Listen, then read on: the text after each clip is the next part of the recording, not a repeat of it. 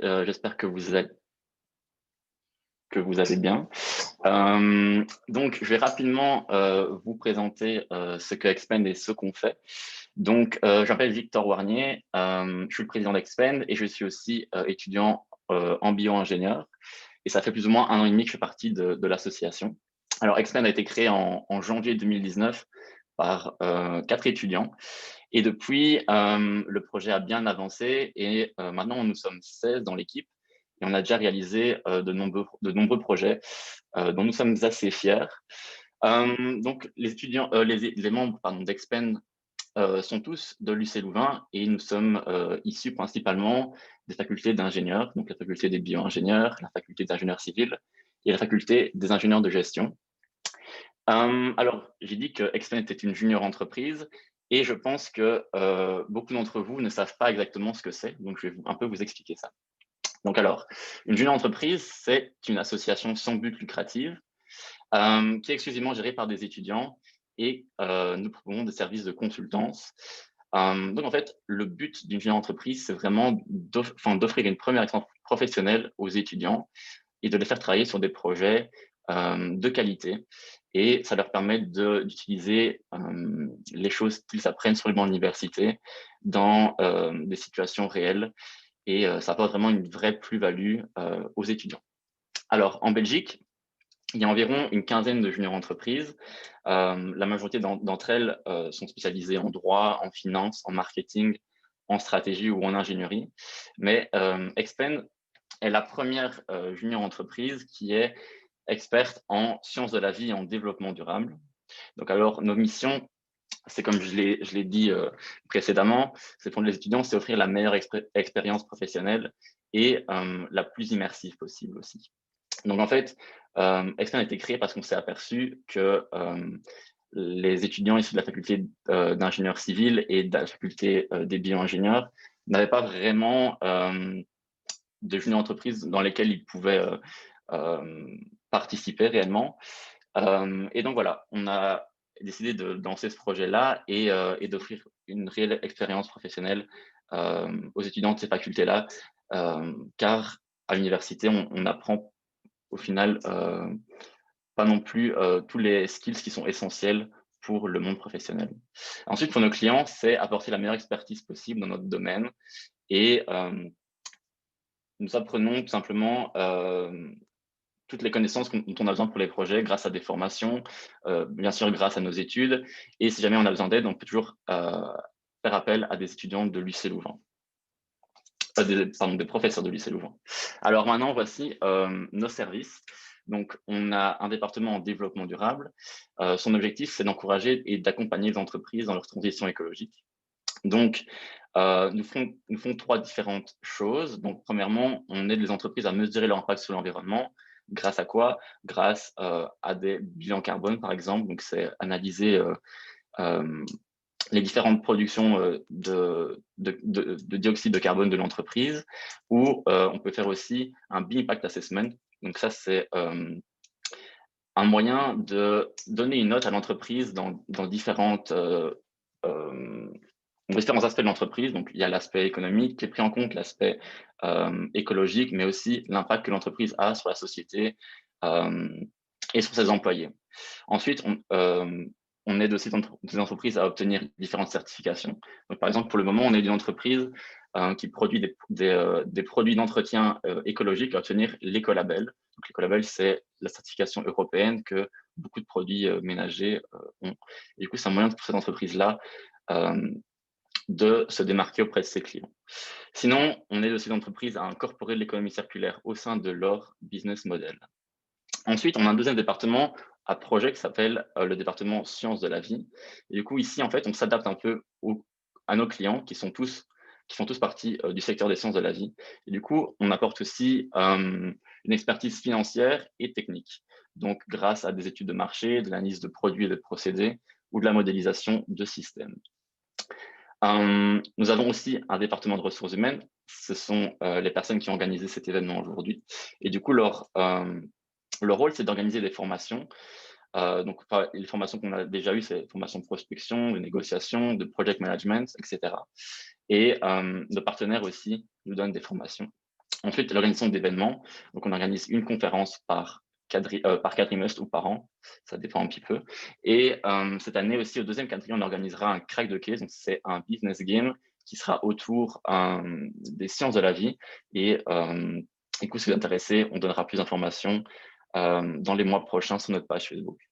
Et le dernier rôle, enfin, du département des ressources humaines, c'est d'organiser, de veiller au bien-être des membres. Donc, en organisant des team building. Par exemple, sur Quadrimessi, on a acheté des t-shirts éco-responsables pour tous nos membres. Et le rôle est aussi de suivre les membres tout au long de leur parcours pour être sûr que les membres sont satisfaits et apprennent suffisamment. Ensuite, on a aussi un département commercial qui prospecte et décroche des projets pour nos deux départements à projet. On a aussi une directrice financière qui gère toutes les finances d'Expend et finalement un président. Donc voilà, c'était un peu une introduction rapide à Expend. Si vous avez des questions, n'hésitez pas à les mettre dans le chat et on vous répondra par la suite. Donc voilà, maintenant je vais laisser la parole à Henriette qui va continuer. Donc voilà, je vous souhaite une très bonne conférence. Et voilà, à Henriette. Merci Victor pour cette présentation d'Expand. Maintenant, on va passer au vif du sujet. Donc, quelle source d'énergie pour demain? Et donc, pour répondre à cette question, nous avons le plaisir d'accueillir ce soir 3 invités spécialisés chacun dans un domaine lié à cette problématique. Donc, nous accueillons le professeur Éric Lambin, le professeur Hervé Jeanmart et monsieur Gilles Galland, et je vais immédiatement donner la parole au professeur Lambin, qui est géographe et spécialiste de l'environnement à l'UCL Louvain, et qui aujourd'hui va nous parler de la situation actuelle en termes d'énergie, d'épuisement de ressources et des changements climatiques suite à notre forte consommation énergétique. Donc, professeur, c'est à vous. Merci beaucoup. Alors, je vais partager mon écran. Ah, l'animateur a désactivé le partage d'écran par les participants. Donc là, il faudrait changer ça. Ça devrait être bon maintenant. Voilà, je l'ai remis. Très bien. Partage d'écran. Et je me mets en PowerPoint ici. Voilà. Vous voyez mon écran? Oui, c'est bon. Parfait. Merci beaucoup. Eh bien, bonsoir à tous et à toutes. Et donc, ma tâche ici est de vous donner un peu le contexte général de cette fameuse transition énergétique dont on va parler, dont les deux collègues vont parler avec plus de détails. Alors, vous connaissez tous l'expression « j'ai une bonne nouvelle et une mauvaise nouvelle à vous annoncer ». Eh bien, moi, je suis généreux ce soir. J'ai 2 bonnes nouvelles, mais malheureusement aussi 2 mauvaises nouvelles à vous annoncer. Alors, la première nouvelle, il faut la rappeler, des progrès économiques considérables ont été accomplis au cours des dernières décennies. Il y a beaucoup de critiques du système économique actuel, cette économie capitaliste mondialisée. Néanmoins, il y a quand même eu des bénéfices socio-économiques qu'il ne faut pas oublier. Alors, je vous montre quelques graphiques qui sont extraits de ce livre ici, de Steven Pinker, un professeur de l'université d'Harvard, qui a compilé 75 indicateurs sur l'évolution sociale et économique. Oui, c'est des graphiques comme celui-ci sur la durée longue. On voit par exemple ici que l'espérance de vie a augmenté partout dans le monde, y compris dans les régions les plus pauvres du monde, ici en Afrique par exemple. On voit que la richesse, évidemment, a augmenté, et là aussi partout dans le monde, pas seulement dans les pays riches, forcément plus rapidement dans les pays riches, mais également dans les pays pauvres. On voit que la pauvreté extrême a diminué. Pauvreté, évidemment, chaque pauvre, c'est un pauvre en trop dans le monde, mais il y a eu quand même un recul significatif de cette pauvreté extrême au cours de périodes longues, de nouveau. Les dépenses sociales par pays ont augmenté considérablement, en particulier dans les pays riches qu'on voit sur ce graphique ici. Donc, une part croissante du budget des États est consacrée à la sécurité sociale, aux pensions, à l'éducation. Tout ça sont de bonnes choses. L'alphabétisation augmente de nouveau partout dans le monde et très rapidement. Regardez la courbe en gras là, qui représente le monde. L'intelligence, nous sommes de plus en plus intelligents, le quotient intellectuel des gens augmente, résultat évidemment d'une amélioration de la nutrition, de l'alphabétisation, etc. Les valeurs libérales, les valeurs de tolérance, de respect de la diversité, respect de l'autre, progressent partout dans le monde et absolument toutes les régions du monde, sans exception, quoi qu'on puisse penser. Et finalement, dernier exemple que je vous montre dans ce petit parcours au pas de course, le bien-être tel que mesuré par différents indices à l'échelle nationale ou plus locale, eux aussi sont en train de s'améliorer. Donc clairement, nous avons un système, une organisation économique et sociale qui, sur le dernier siècle et un peu plus, nous a apporté un progrès humain considérable. Ça, c'est la première bonne nouvelle et elle est peut-être évidente, mais parfois on oublie quand même de le dire dans la critique qu'on peut faire du système actuel. Bien, mais ça c'était la bonne nouvelle. Évidemment, il y a une mauvaise nouvelle qui est associée à ça, c'est que ces progrès que je viens de décrire ont entraîné une dégradation de l'environnement dont les effets deviennent extrêmement préoccupants ces dernières années.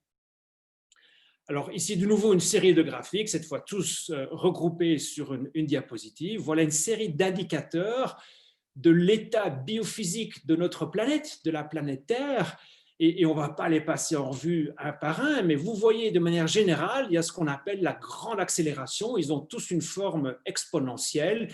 Tous ces indicateurs commencent à croître à peu près il y a 250 ans, et ça c'est le début de la révolution industrielle, et puis une accélération brutale vers les années 40, 50, 60, les fameuses Golden 60s, la sortie de la Deuxième Guerre mondiale, le moment où l'humanité est passée à la consommation de masse, et donc la pression sur tous ces indicateurs terrestres a augmenté de manière considérable.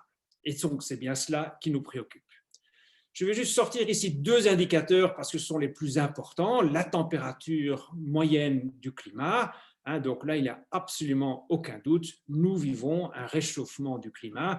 On va bientôt pouvoir ajouter l'année 2020 à ce graphique qui va certainement se retrouver assez haut dans ce graphique. Donc, il n'y a aucun doute, ça se produit et c'est bien lié à l'activité humaine. Et c'est associé maintenant à une série de catastrophes naturelles tout à fait visibles. Moi, ça fait à peu près une trentaine d'années que je travaille dans ce domaine et j'ai vu vraiment la transition entre le moment où il y a 30, 20, même 15 ans où on parlait du changement climatique au futur, ça va arriver, il y aura des catastrophes, à aujourd'hui où on en parle au temps présent. Si vous avez vécu, par exemple, en Californie à la fin de cet été, vers le mois d'août et de septembre, vous avez connu des conditions quasiment apocalyptiques avec ces énormes incendies au nord et à l'est de la Californie. À midi, à San Francisco, il n'était pas possible de rouler en voiture. On ne voyait pas à plus de 10 mètres. La qualité de l'air était dramatique, etc. Et l'autre grand phénomène qu'il faut bien garder en tête, c'est la perte de biodiversité. Et regardez la première partie de graphique ici, le graphique du haut en orange, c'est le pourcentage de la population d'insectes, d'espèces d'insectes qui sont menacées de déclin. Jusqu'à 40% de la population d'insectes dans le monde est menacée. C'est parmi les espèces les plus menacées. Or, les insectes jouent un rôle essentiel, notamment dans la pollinisation des plantes sauvages, mais également de nos cultures, de nos arbres fruitiers, etc. Donc cette disparition d'espèces a un impact considérable sur l'activité humaine à long terme. Et je mets en avant les insectes, mais d'autres espèces également connaissent une extinction. Alors, plutôt que vous faire la litanie habituelle, la liste longue de tous les problèmes environnementaux, je me suis dit que j'allais plutôt vous présenter ça de manière un peu plus analytique, sans passer par la liste un peu anxiogène de tout ce qui va mal. Et je vais vous parler un peu du fonctionnement de ce système Terre que nous habitons et qui est essentiel à la prospérité humaine. Le système Terre, c'est un système complexe avec de nombreux échanges entre ses compartiments, les océans, l'atmosphère, la cryosphère, la biosphère terrestre. Ces interactions sont liées au cycle du carbone, au cycle du phosphore, au cycle de l'eau, au cycle de l'énergie. Donc c'est un système extrêmement complexe avec énormément de flux qui traversent et qui connectent ces différentes composantes. Or, comme tous les systèmes complexes, il connaît des comportements qu'on appelle non linéaires. Alors, des comportements non linéaires, c'est quoi? Ce sont des comportements où lorsque une variable de contrôle change, donc une pression extérieure change de manière linéaire, certaines variables d'état, donc une variable qui caractérise le système, vont réagir de manière non linéaire. Prenons l'exemple ici, la petite figure à l'avant du graphique que je vous montre ici. Donc, on a ce système ici avec deux petites vallées. Et donc, on a la bille ici, la plus orange des deux, qui est dans un état, un état attracteur, un état relativement stable. Et vous voyez que cette bille, on peut la perturber un petit peu, on peut la bouger, on peut souffler dessus, la pousser. Elle va toujours revenir au fond de cette petite vallée. Donc, c'est un état relativement stable, un état résilient, un état qui est capable d'absorber des perturbations. Par contre, vous voyez tout de suite que lorsque cette bille orange va subir une perturbation un peu plus forte que les autres, elle risque de sortir de sa vallée et donc va se retrouver dans un autre état stable, un autre attracteur qui est l'état sur la gauche, l'autre vallée sur la gauche. Et il sera très difficile de faire revenir cette bille dans son état initial. J'ai entendu qu'il y avait beaucoup d'ingénieurs aujourd'hui, donc c'est ce qu'on appelle l'hystérésis, la présence de plusieurs attracteurs avec la transition d'un état à l'autre assez difficile. Eh bien, ça, c'est une caractéristique typique des systèmes complexes comme le système Terre, et la Terre est caractérisée par de nombreux états, nombreuses situations de ce changement de régime qui est lié à des seuils de transition. Ce qui est crucial dans cette petite représentation, c'est que vous voyez que cet état, cette bille orange, est capable d'absorber un choc jusqu'à un certain seuil. Jusqu'à un certain seuil, et des perturbations au-delà de ce seuil vont la faire changer d'état. Et donc ça m'amène à vous parler de ce qu'on appelle les frontières planétaires. Un concept très important, mais qui nécessite un peu d'explication. Alors ici, c'est une illustration. Donc vous voyez ici ce plateau, ici avec de l'eau au-dessus de... Ici, c'est les cascades de Victoria en Afrique. Donc vous voyez ici un état relativement stable devant vous. Et le type, là, il peut marcher un pas, deux pas, en avant, en arrière. Il va rester dans cet état stable. Par contre, s'il fait 3 pas en arrière, ou peut-être 4 ici, il va clairement changer d'état puisqu'il va se trouver au bas de cette cascade. Donc, il y aura une frontière abrupte qu'il ne faut absolument pas dépasser. Bien, c'est un peu une analogie qui a été utilisée pour décrire le fonctionnement du système Terre. Alors, le système Terre a connu d'énormes évolutions au cours de son histoire. La Terre a connu des climats très différents, des couverts végétaux, des niveaux de l'océan très, très différents au cours du temps. Par contre, si on regarde la période la plus récente, les derniers 10 000 ans, la période géologique qu'on appelle l'Holocène, ça a été une phase relativement stable dont les conditions climatiques et autres ont été très favorables au développement de l'humanité. C'est au cours de cette période très stable, l'Holocène, que l'homme a domestiqué les plantes, a domestiqué les animaux, a initié l'agriculture, l'irrigation. Il y a 5000 ans, c'est à ce moment-là où les premières villes se sont formées. Un peu plus tard, l'industrialisation. Donc, c'est vraiment une période qui était très, très favorable à l'humanité et qui correspond à des conditions biophysiques de la planète Terre bien particulières.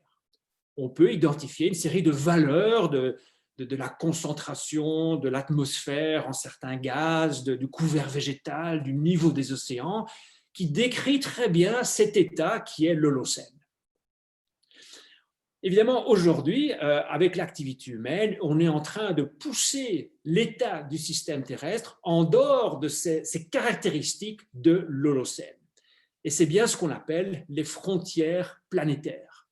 Donc, ce n'est pas des frontières dans l'absolu, ce sont des frontières qui décrivent un état du système terrestre qui était très favorable à l'humanité, qui est nécessaire à la continuation du développement de l'humanité. Alors, il y a des travaux qui identifient 9 frontières planétaires liées au climat, à la biodiversité, aux écosystèmes terrestres, à l'eau douce, aux océans, etc. Et ce que vous voyez sur ce graphique ici, c'est un peu la quantification de ces frontières. Le cercle gris qui se retrouve à peu près au milieu du graphique représente, le cercle au centre du graphique, donc la zone verte, représente un peu les frontières qui pourraient décrire le fonctionnement du système terrestre dans cette période de l'Holocène qui est tellement favorable à l'humanité. Ce qu'a fait l'humanité, c'est de pousser le système terrestre en dehors de ses frontières en modifiant par l'activité humaine une série de ces variables fondamentales qui décrivent comment le système terrestre fonctionne. Ce qui est en jaune, vous voyez, c'est là où l'activité humaine a poussé le fonctionnement du système terrestre en dehors de l'Holocène, dans une zone d'incertitude. Et ce qui est en rouge ici, c'est là où l'activité humaine a poussé ces frontières planétaires, ces caractéristiques du système Terre dans un état qui est une zone de danger, une zone où potentiellement on se rapproche, comme ici, de ce précipice, hein, où on pourrait entraîner un changement non linéaire du fonctionnement du système terrestre, donc une accélération brusque des changements climatiques, de biodiversité, qui seraient dommageables pour la prospérité, le développement de l'humanité.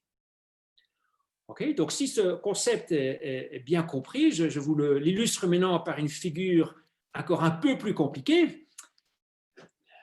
Donc voilà ici un peu les différents états, les différents attracteurs du système terrestre. La vallée que vous voyez sur la gauche en bleu clair, représente le fonctionnement du système terrestre pendant les périodes de glaciation. Au cours des dernières centaines de milliers d'années, nous avons connu plusieurs phases de glaciation, l'âge glaciaire. Donc ça, ce serait le système terrestre qui est dans cette vallée en bleu. L'espèce de canal, de petites rigoles que vous voyez vers le milieu de ce graphique, de cette figure, représente l'état du système terrestre dans les périodes interglaciaires, dont ce Holocène dont je viens vous parler. Donc, ces rigoles représentent l'état du système terrestre qui était très favorable au développement de l'humanité. Ce que nous avons fait avec la révolution industrielle et avec l'augmentation de la consommation sous les dernières décennies, l'humanité a créé un troisième corridor, celui sur votre droite, un troisième couloir, que d'ailleurs on appelle aujourd'hui l'Anthropocène, une nouvelle ère géologique, mais vous voyez très bien dans son nom, Anthropocène, donc une ère géologique dominée par l'activité humaine. Nous avons poussé le système terrestre au-delà des frontières planétaires qui définissent cet Holocène, la rigole du centre, vers un nouvel état qui définit l'Anthropocène, donc cette espèce d'énorme expérience que nous sommes en train de mener avec la planète Terre. Mais le problème, c'est que si on fait des projections de où nous mène l'Anthropocène, vous voyez qu'il nous mène vers une planète très très chaude, au-delà de certains seuils, une planète qui potentiellement n'est même plus vivable par l'humanité, du moins selon le mode de vie tel qu'on le connaît aujourd'hui. Okay, donc ce qu'on veut absolument éviter, évidemment, c'est de traverser cette série de seuils planétaires qui nous amènent vers cette Terre très très chaude, et par une bonne gestion de nos systèmes énergétiques, de nos systèmes alimentaires, de nos systèmes de transport, nous remettre sur une trajectoire qui est la trajectoire centrale donc de cette Terre stabilisée qui est remise dans les rails de l'Holocène, qui est remise au sein de ses frontières planétaires. Okay, donc c'est une représentation très graphique de la manière dont nous impactons le fonctionnement du système terrestre dans son ensemble.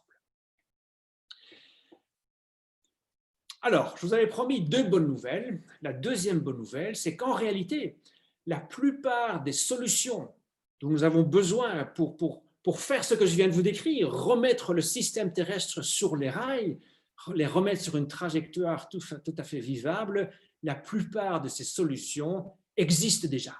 Elles sont connues, elles sont déjà mises en œuvre quelque part dans le monde par quelques acteurs, quelques pays, quelques consommateurs, quelques secteurs industriels. Elles marchent, elles sont évaluées, elles sont validées, elles sont économiquement, techniquement tout à fait fonctionnelles. Donc, nous savons exactement ce qu'il faut faire. Ces solutions, c'est quoi? Ben ici, voilà, je vous donne la liste. Je ne vais pas la lire, hein, je vous la laisse parcourir, mais c'est toutes des choses dont vous avez déjà entendu parler des centaines de fois. Il n'y a aucune ambiguïté sur le fait que tout cet ensemble de choses vont nous aider à remettre le système terrestre sur une trajectoire relativement sécure. Nous savons exactement comment faire ça, nous maîtrisons parfaitement ces outils. Certains, comme taxe sur le carbone, ça fait plus d'un siècle que ça a été proposé par des économistes. Il y a eu des milliers d'études et d'expérimentations qui ont été faites sur ces solutions. Donc, les solutions sont connues. Il n'y a pas de problème de ce côté-là. Mais voilà, je vous avais dit qu'il y avait une deuxième mauvaise nouvelle. Très peu de ces solutions sont aujourd'hui appliquées à l'échelle, sont appliquées à une échelle suffisante pour transformer le système dans son ensemble. La plupart de ces solutions sont des activités de niche qui affectent quelques pourcents des acteurs concernés. Pour donner quelques exemples, dans la liste précédente, j'avais taxe sur le carbone. Mais aujourd'hui, seulement 20% des émissions de dioxyde de carbone tombent sur un régime de taxe sur le carbone et encore une taxe extrêmement faible, 25 $ la tonne ou même moins dans l'Union européenne. Monsieur Jamar va parler de l'électricité, mais donc aujourd'hui, à l'échelle mondiale, c'est à peu près 10% de l'électricité qui est produite à partir de panneaux solaires ou d'éoliennes, seulement 10%. Dans ma liste ici, j'avais aussi tous les systèmes d'éco-certification des produits alimentaires et autres. Mais typiquement, un système d'éco-certification qui marche bien, comme Rainforest Alliance par exemple, la petite grenouille, etc., va avoir des parts de marché de l'ordre de 5 à 6%. 5% du cacao peut-être va être éco-certifié, le reste pas. Et là, on va crier victoire, on a atteint 5% de certification. Par exemple, l'agriculture biologique, vous savez, c'est dans le monde, seulement 1,5% des superficies cultivées le sont dans un régime d'agriculture biologique. Donc, vous voyez, toutes des bonnes solutions connues, mais qui sont appliquées seulement à l'échelle très locale. Donc, le défi pour nous remettre le système Terre sous les rails, ce n'est pas d'inventer de nouvelles solutions, etc., mais c'est de trouver des systèmes pour faire ce qu'on appelle le upscaling, donc passer à l'échelle de passer ces solutions à l'échelle. Puisque le thème aujourd'hui, c'est la consommation, le système énergétique, voilà ici les données de l'Agence internationale de l'énergie sur la consommation énergique totale en 2017, donc il y a 2-3 ans. Et vous voyez que dans le système mondial, en 2017, quasiment 80% de l'énergie produite l'est encore à partir d'énergie fossile, énergie qui évidemment contribue à l'émission de gaz à effet de serre. Le nucléaire, M. Jamar en parlera, c'est à peine 2%. Et les énergies renouvelables modernes, c'est 10%. Vous voyez, c'est quand même des chiffres encore très, très, très bas. Il y a un énorme travail. Il y a un énorme travail parce que si on veut suivre les scénarios du GIEC, qui fait des projections de la trajectoire des émissions qui est nécessaire pour maintenir le climat à un maximum 1,5 degré de réchauffement, ici, vous voyez cette grosse boîte grise, ici 80%, ça doit être zéro net d'ici 2050. Et ça doit être diminué de moitié d'ici 2030. Ça, ce sont les scénarios qu'on voit ici. Donc ici, ce sont les scénarios d'émissions de CO2. La ligne noire, là, c'est si on ne fait rien. Voilà où on en est en termes d'émissions de gigatonnes de dioxyde de carbone émis dans l'atmosphère. Si tous les pays suivent strictement leurs engagements qu'ils ont déjà faits dans l'accord de Paris, on est sous la ligne verte. Là, vous voyez, on stabilise les émissions. Alors là, c'est déjà un fameux défi, stabiliser. Mais on ne fait que stabiliser. Si on veut rester à un réchauffement de maximum 1,5 degré centigrade d'ici 2100, eh bien, on doit suivre la courbe bleue. Vous voyez, bleu, on doit diminuer de moitié les émissions d'ici 2030 et arriver à zéro émission nette d'ici 2050. Alors, 2050, c'est dans 30 ans. La plupart d'entre vous, vous êtes étudiants, donc vous avez sans doute la vingtaine, donc vous aurez la cinquantaine, le début de la cinquantaine en 2050. Donc, imaginez un peu, vous serez encore dans la vie active, vous serez des adultes, imaginez ce que sera la vie dans 30 ans sans combustible fossile. Plus de voitures à essence, plus d'avions au gasoil, plus de centrales à charbon. Enfin, c'est un changement quand même très, très radical dans l'organisation de notre système énergétique, mais également dans notre organisation de la consommation, dans notre organisation sociale. Donc, c'est un changement très fondamental. Comment est-ce qu'on peut réaliser un tel changement? Quand on y pense, ça paraît tellement difficile. Voilà ici pour nous aider à réfléchir à cette question, ce qu'on appelle en théorie de l'organisation l'équation du changement. On nous dit, au fond, pour réussir le changement, il faut d'une part un degré élevé d'insatisfaction avec la situation présente. Mais le genre de conversation qu'on a ce soir, il contribue à la sensibilisation que le système tel qu'il est aujourd'hui ne va pas tenir sur le long terme. Il faut par ailleurs une vision claire de la situation désirée, de la destination finale. Et là, on peut dire qu'on n'a pas encore une vision très claire. Et c'est notre rôle d'intellectuel, de chercheur, d'académique, d'essayer d'articuler à quoi doit ressembler ce monde auquel on aspire, qui serait un monde plus juste et plus durable. Et il faut des premiers pas, des premières solutions qui soient déjà mises en œuvre de manière convaincante. Et ça, c'est clairement le cas. C'est ce que je vous montrais. Toutes ces solutions, elles sont là, elles marchent, on peut déjà les expérimenter. Et il faut que le produit de ces trois facteurs soit supérieur à la résistance intrinsèque au changement. Résistance individuelle, personne n'aime chambouler complètement sa vie, mais aussi, il ne faut pas la sous-estimer, résistance forte, féroce même de secteurs industriels entiers qui ont des intérêts dans la situation actuelle, qui ont investi énormément dans du capital, toute une infrastructure de distribution du pétrole, etc. Et il y a un dernier terme dans cette équation, c'est le terme C. Plus on est dans une société où il y a une confiance entre les différents acteurs, au plus la résistance est faible. Par contre, plus on est dans une société polarisée, au plus la résistance est élevée. Peut-être dernier point que je vais souligner avant de vous laisser la parole à des questions. Donc, vous pouvez commencer à taper vos questions dans le chat. On aura 5 minutes pour y répondre. Donc, je l'ai dit, la question principale qui personnellement me préoccupe, ce n'est pas tellement de l'innovation technologique, c'est de ce upscaling, si vous permettez l'anglicisme, c'est-à-dire comment passer à l'échelle pour transformer le système dans son ensemble et pas seulement avoir quelques projets pilotes qui expérimentent et pour lesquels on s'enthousiasme, mais qui ont un impact finalement assez mineur sur le fonctionnement du système dans son ensemble.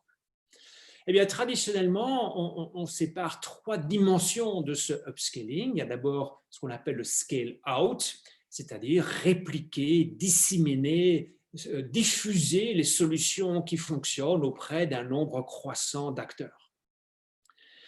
Ensuite, il y a ce qu'on appelle le scale-up, c'est-à-dire transformer les institutions, les politiques, les règles qui sont adoptées, parce qu'évidemment, si c'est une politique énergétique qui est changée, elle s'applique d'office à l'ensemble des acteurs et pas aux quelques acteurs pionniers, progressifs qui veulent bien faire une transition vers le vélo, le train ou la voiture électrique.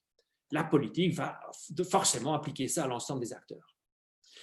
Et puis finalement, la 3e dimension, c'est ce qu'on appelle le scale deep, c'est-à-dire transformer les normes sociales, les valeurs, ancrer les solutions dans ce qu'on appelle les cœurs et les esprits, c'est-à-dire que ce soit un changement de comportement qui est naturel, qui est fait pour des raisons morales et non pas seulement pour éviter une amende ou pour répondre à un incitant d'une politique. Donc voilà le défi, comment mettre en œuvre ces 3 formes de passage à l'échelle en jouant sur 3 tableaux différents, un tableau de diffusion, un tableau de changement des politiques et un tableau de changement des comportements fondamentaux. Donc voilà ce que je voulais vous dire. Il reste plusieurs minutes ici pour que je réponde à vos questions. J'espère qu'il y en a. Je vais arrêter de partager l'écran. Alors oui, on a plusieurs questions ici dans le chat. La première est posée par Benjamin, qui demande s'il y a des études qui montrent que les solutions que vous avez citées lors de votre présentation seraient bien suffisantes pour retrouver la trajectoire dite favorable et pour justement faire ce upscaling dont vous parliez. Alors, il n'y a certainement pas une solution magique qui va résoudre tous les problèmes. Donc, c'est évidemment un ensemble de solutions. Et toute la question, c'est la question du degré, hein, à quel niveau de réduction des émissions on va s'engager, et de l'échelle, hein, quelle fraction de la population, des acteurs économiques vont adopter la solution. Mais si la question sous-jacente, hein, derrière ce qui était demandé, est de savoir est-ce qu'il y a encore de l'espoir, est-ce qu'on peut encore s'en sortir? Oui, absolument. Absolument. Si l'ensemble de ces solutions sont adoptées à une échelle suffisante et avec suffisamment de détermination, donc c'est-à-dire pas de demi-mesure, il n'y a aucun doute, tous les scénarios le montrent, on peut se remettre totalement sur ce fameux rail central, ce corridor central que je montrais. Mais à condition qu'on le fasse non pas dans 10, 20, 30 ans, hein, qu'on le fasse, qu'on soit parti. Et on est parti, on le fait déjà, mais pas du tout à une échelle suffisante. Mais oui, tout à fait, il y a moyen absolument de redresser la barre, c'est pas trop tard. Ok, très bien, merci. On a ici une seconde question de Marion qui demande, donc, étant donné l'impact écologique de la production des énergies renouvelables et le problème quant à leur recyclage, cette piste est-elle vraiment une solution satisfaisante? Les énergies renouvelables, donc. C'est Oui. ça, oui. Oui, ben bon, alors ça, c'est un problème évidemment intéressant et je pense que les deux autres intervenants vont en parler. C'est qu'on ne supprime jamais totalement un impact écologique. Très souvent, on supprime une partie, puis on le déplace vers autre chose. Hein, on ferme une centrale à charbon et puis on ouvre une centrale nucléaire. Bon, mais on crée un autre type de risque, hein, lié aux déchets nucléaires. On ferme une centrale nucléaire, on va ouvrir une centrale à gaz, ben on crée des émissions de méthane et de CO2. On ferme les centrales à gaz et on passe, ou bien on arrête les voitures à essence et on passe aux voitures électriques. Bon, mais là, on crée un autre problème, le problème des batteries, le recyclage, les métaux lourds qui sont nécessaires pour ces batteries. Donc, on ne supprime jamais totalement l'impact, à moins évidemment d'arrêter de consommer, mais on le déplace, mais à condition évidemment que de transition en transition, on diminue significativement l'impact sur l'ensemble du cycle de vie de ce système technologique. Mais il est vrai qu'il faut toujours prendre en compte le fait qu'on ne va pas annuler, on n'aura jamais l'énergie totalement gratuite sans le moindre impact. Il faudra toujours la stocker, la capter, la transformer, et ça aura toujours un certain impact. Mais bon, vous savez, on parle beaucoup de l'économie circulaire. Bon, si aujourd'hui une batterie de voiture électrique consomme évidemment des métaux lourds, je pense qu'on peut s'attendre à des innovations considérables dans le recyclage des batteries pour essayer de récupérer ces métaux lourds et donc essayer de fonctionner en économie circulaire autant que se peut. Ok, très bien. Je pense qu'on n'aura pas le temps de répondre à toutes les questions parce que je vois qu'il y en a encore qui s'ajoutent, mais on peut encore en faire 2 ou 3. Donc, celle-ci, Monsieur Georges Denef pose une question en demandant, comme vous disiez, les principaux acteurs qui permettront justement de passer à un niveau d'action décisive sont les gens présents dans les industries, donc plus les industriels. Et alors, est-ce que vous pensez que la future influence des jeunes qui sont actuellement aux études, bien plus sensibilisés dans cette lutte justement, et qui du coup, à ce moment-là, seront dans les entreprises, donnera justement un nouveau coup d'accélération au changement lorsque ce sera à nous de se retrouver à cette place-là? Oui, très bonne question, très importante. Moi, j'étudie beaucoup, par ma recherche personnelle, je ne travaille pas tellement sur l'énergie, mais plutôt sur la déforestation tropicale. Déforestation qui est essentiellement liée à l'exportation de soja, d'huile de palme, de viande, etc. Beaucoup de ces grands groupes agro-industriels qui sont impliqués dans le commerce du soja et de l'huile de palme, par exemple, ont pris des engagements de supprimer la déforestation de leur filière d'approvisionnement, à savoir de ne plus acheter du soja ou de l'huile de palme qui était produite à partir de la déforestation. Pourquoi ces entreprises prennent ces engagements? Mais exactement pour la raison que la question soulevait, ces grands groupes industriels engagent des milliers de jeunes ingénieurs qu'ils veulent aussi brillants que possible, et ils se rendent compte de plus en plus que votre génération ne veut plus travailler pour des entreprises qui ont une mauvaise réputation sociale ou environnementale. Vous sélectionnez à raison vos employeurs potentiels.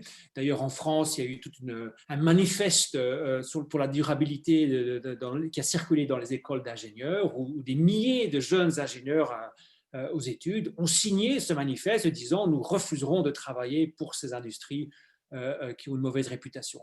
Mais ça, je vous promets, ça fait très, très peur aux dirigeants de ces entreprises, parce que sans la possibilité de recruter des jeunes les plus brillants, les mieux formés, qui ont un sens moral développé, leur business ne fonctionnera pas. Donc ça, c'est une source de pression très importante sur les engagements de ce secteur privé. Pas la seule, mais une très importante. Ok, merci beaucoup. Pour la prochaine, c'est une question qui concerne le fait que nous sommes dans une philosophie plus matérialiste qui se base justement sur la recherche des bénéfices maximum. Donc, est-ce qu'on peut vraiment dire que les dirigeants des pays cherchent vraiment à redresser la situation, ou est-ce qu'ils ne pourraient pas avoir des réticences justement à ce niveau-là? Oui, mais vous savez, un dirigeant d'entreprise, un dirigeant politique d'un pays, finalement, ne fait que refléter l'opinion publique dominante. Il y a des élections dans les régions, dans les pays démocratiques, tous les 4 ans, tous les 5 ans, et donc l'homme politique doit essayer de sentir d'où vient le vent, quelles sont les valeurs, les normes sociales qui sont portées par son électorat, et il ajuste son discours à ces normes sociales. Donc si en effet on sent une transition, qu'on commence à sentir vers des valeurs post-matérialistes, où ce qui est important dans l'existence n'est pas l'accumulation d'une consommation de biens matériels, mais ce sont plutôt des valeurs sociales, culturelles, de contact avec la nature, de contact avec les autres. Forcément, le discours politique va s'ajuster à ces valeurs, va être représenté dans les partis politiques, et forcément, certaines niches dans le secteur privé vont se créer pour répondre à cette demande croissante de la population pour un mode de vie moins matérialiste. Donc, c'est un peu l'œuf et la poule, le politique, le business s'ajuste aux valeurs, mais évidemment aussi un pouvoir d'influence de ces valeurs. Donc, c'est absolument ce mouvement-là qu'il faut accélérer. Ok, merci beaucoup. On va peut-être faire une petite dernière question, je vois qu'on a encore le temps. Il y a quelqu'un qui demande si on a le droit de penser que le upscaling ne sera atteint que si les solutions proposées devenaient vraiment plus rentables. Donc ça rejoint un peu... Oui, très très bonne question. En effet, on a un système quand même qui fonctionne sur le profit, donc il faut que ce soit profitable. Bon, je pense que les deux autres intervenants vont en parler, mais aujourd'hui, ça coûte moins cher de produire, la plupart des régions du monde, ça coûte moins cher de produire de l'électricité à partir du solaire qu'à partir du charbon. Donc évidemment, ça accélère la transition. Mais il ne faut pas oublier qu'il y a d'énormes distorsions du marché, il y a d'énormes subventions dans le monde, encore pour les combustibles fossiles. Les combustibles fossiles sont beaucoup, beaucoup plus subventionnés dans la plupart des économies mondiales que les énergies renouvelables. Donc la profitabilité peut être facilitée, générée par des bonnes politiques de taxation de la pollution, taxation sur le carbone émis, et de subventions pour les solutions qui, elles, ont un plus faible impact. Donc, on ne doit pas laisser simplement le marché libre décider ce qui est rentable. Le pouvoir politique a la capacité d'influencer ce qui va être profitable par rapport à ce qui le sera beaucoup moins. Ok, merci pour toutes ces réponses et cette première intervention qui était très intéressante. On va maintenant passer à notre deuxième intervenant et nous avons le plaisir donc d'accueillir le professeur Jean-Marc, qui est professeur à l'École Polytechnique de Louvain et spécialiste des questions liées à l'énergie et aux renouvelables. Alors professeur, nous vous posons la question suivante. Qu'en est-il du nucléaire, de son avenir et quelles sont les autres alternatives qui s'offrent à nous en termes d'énergie? Donc, je vous laisse la parole. Voilà.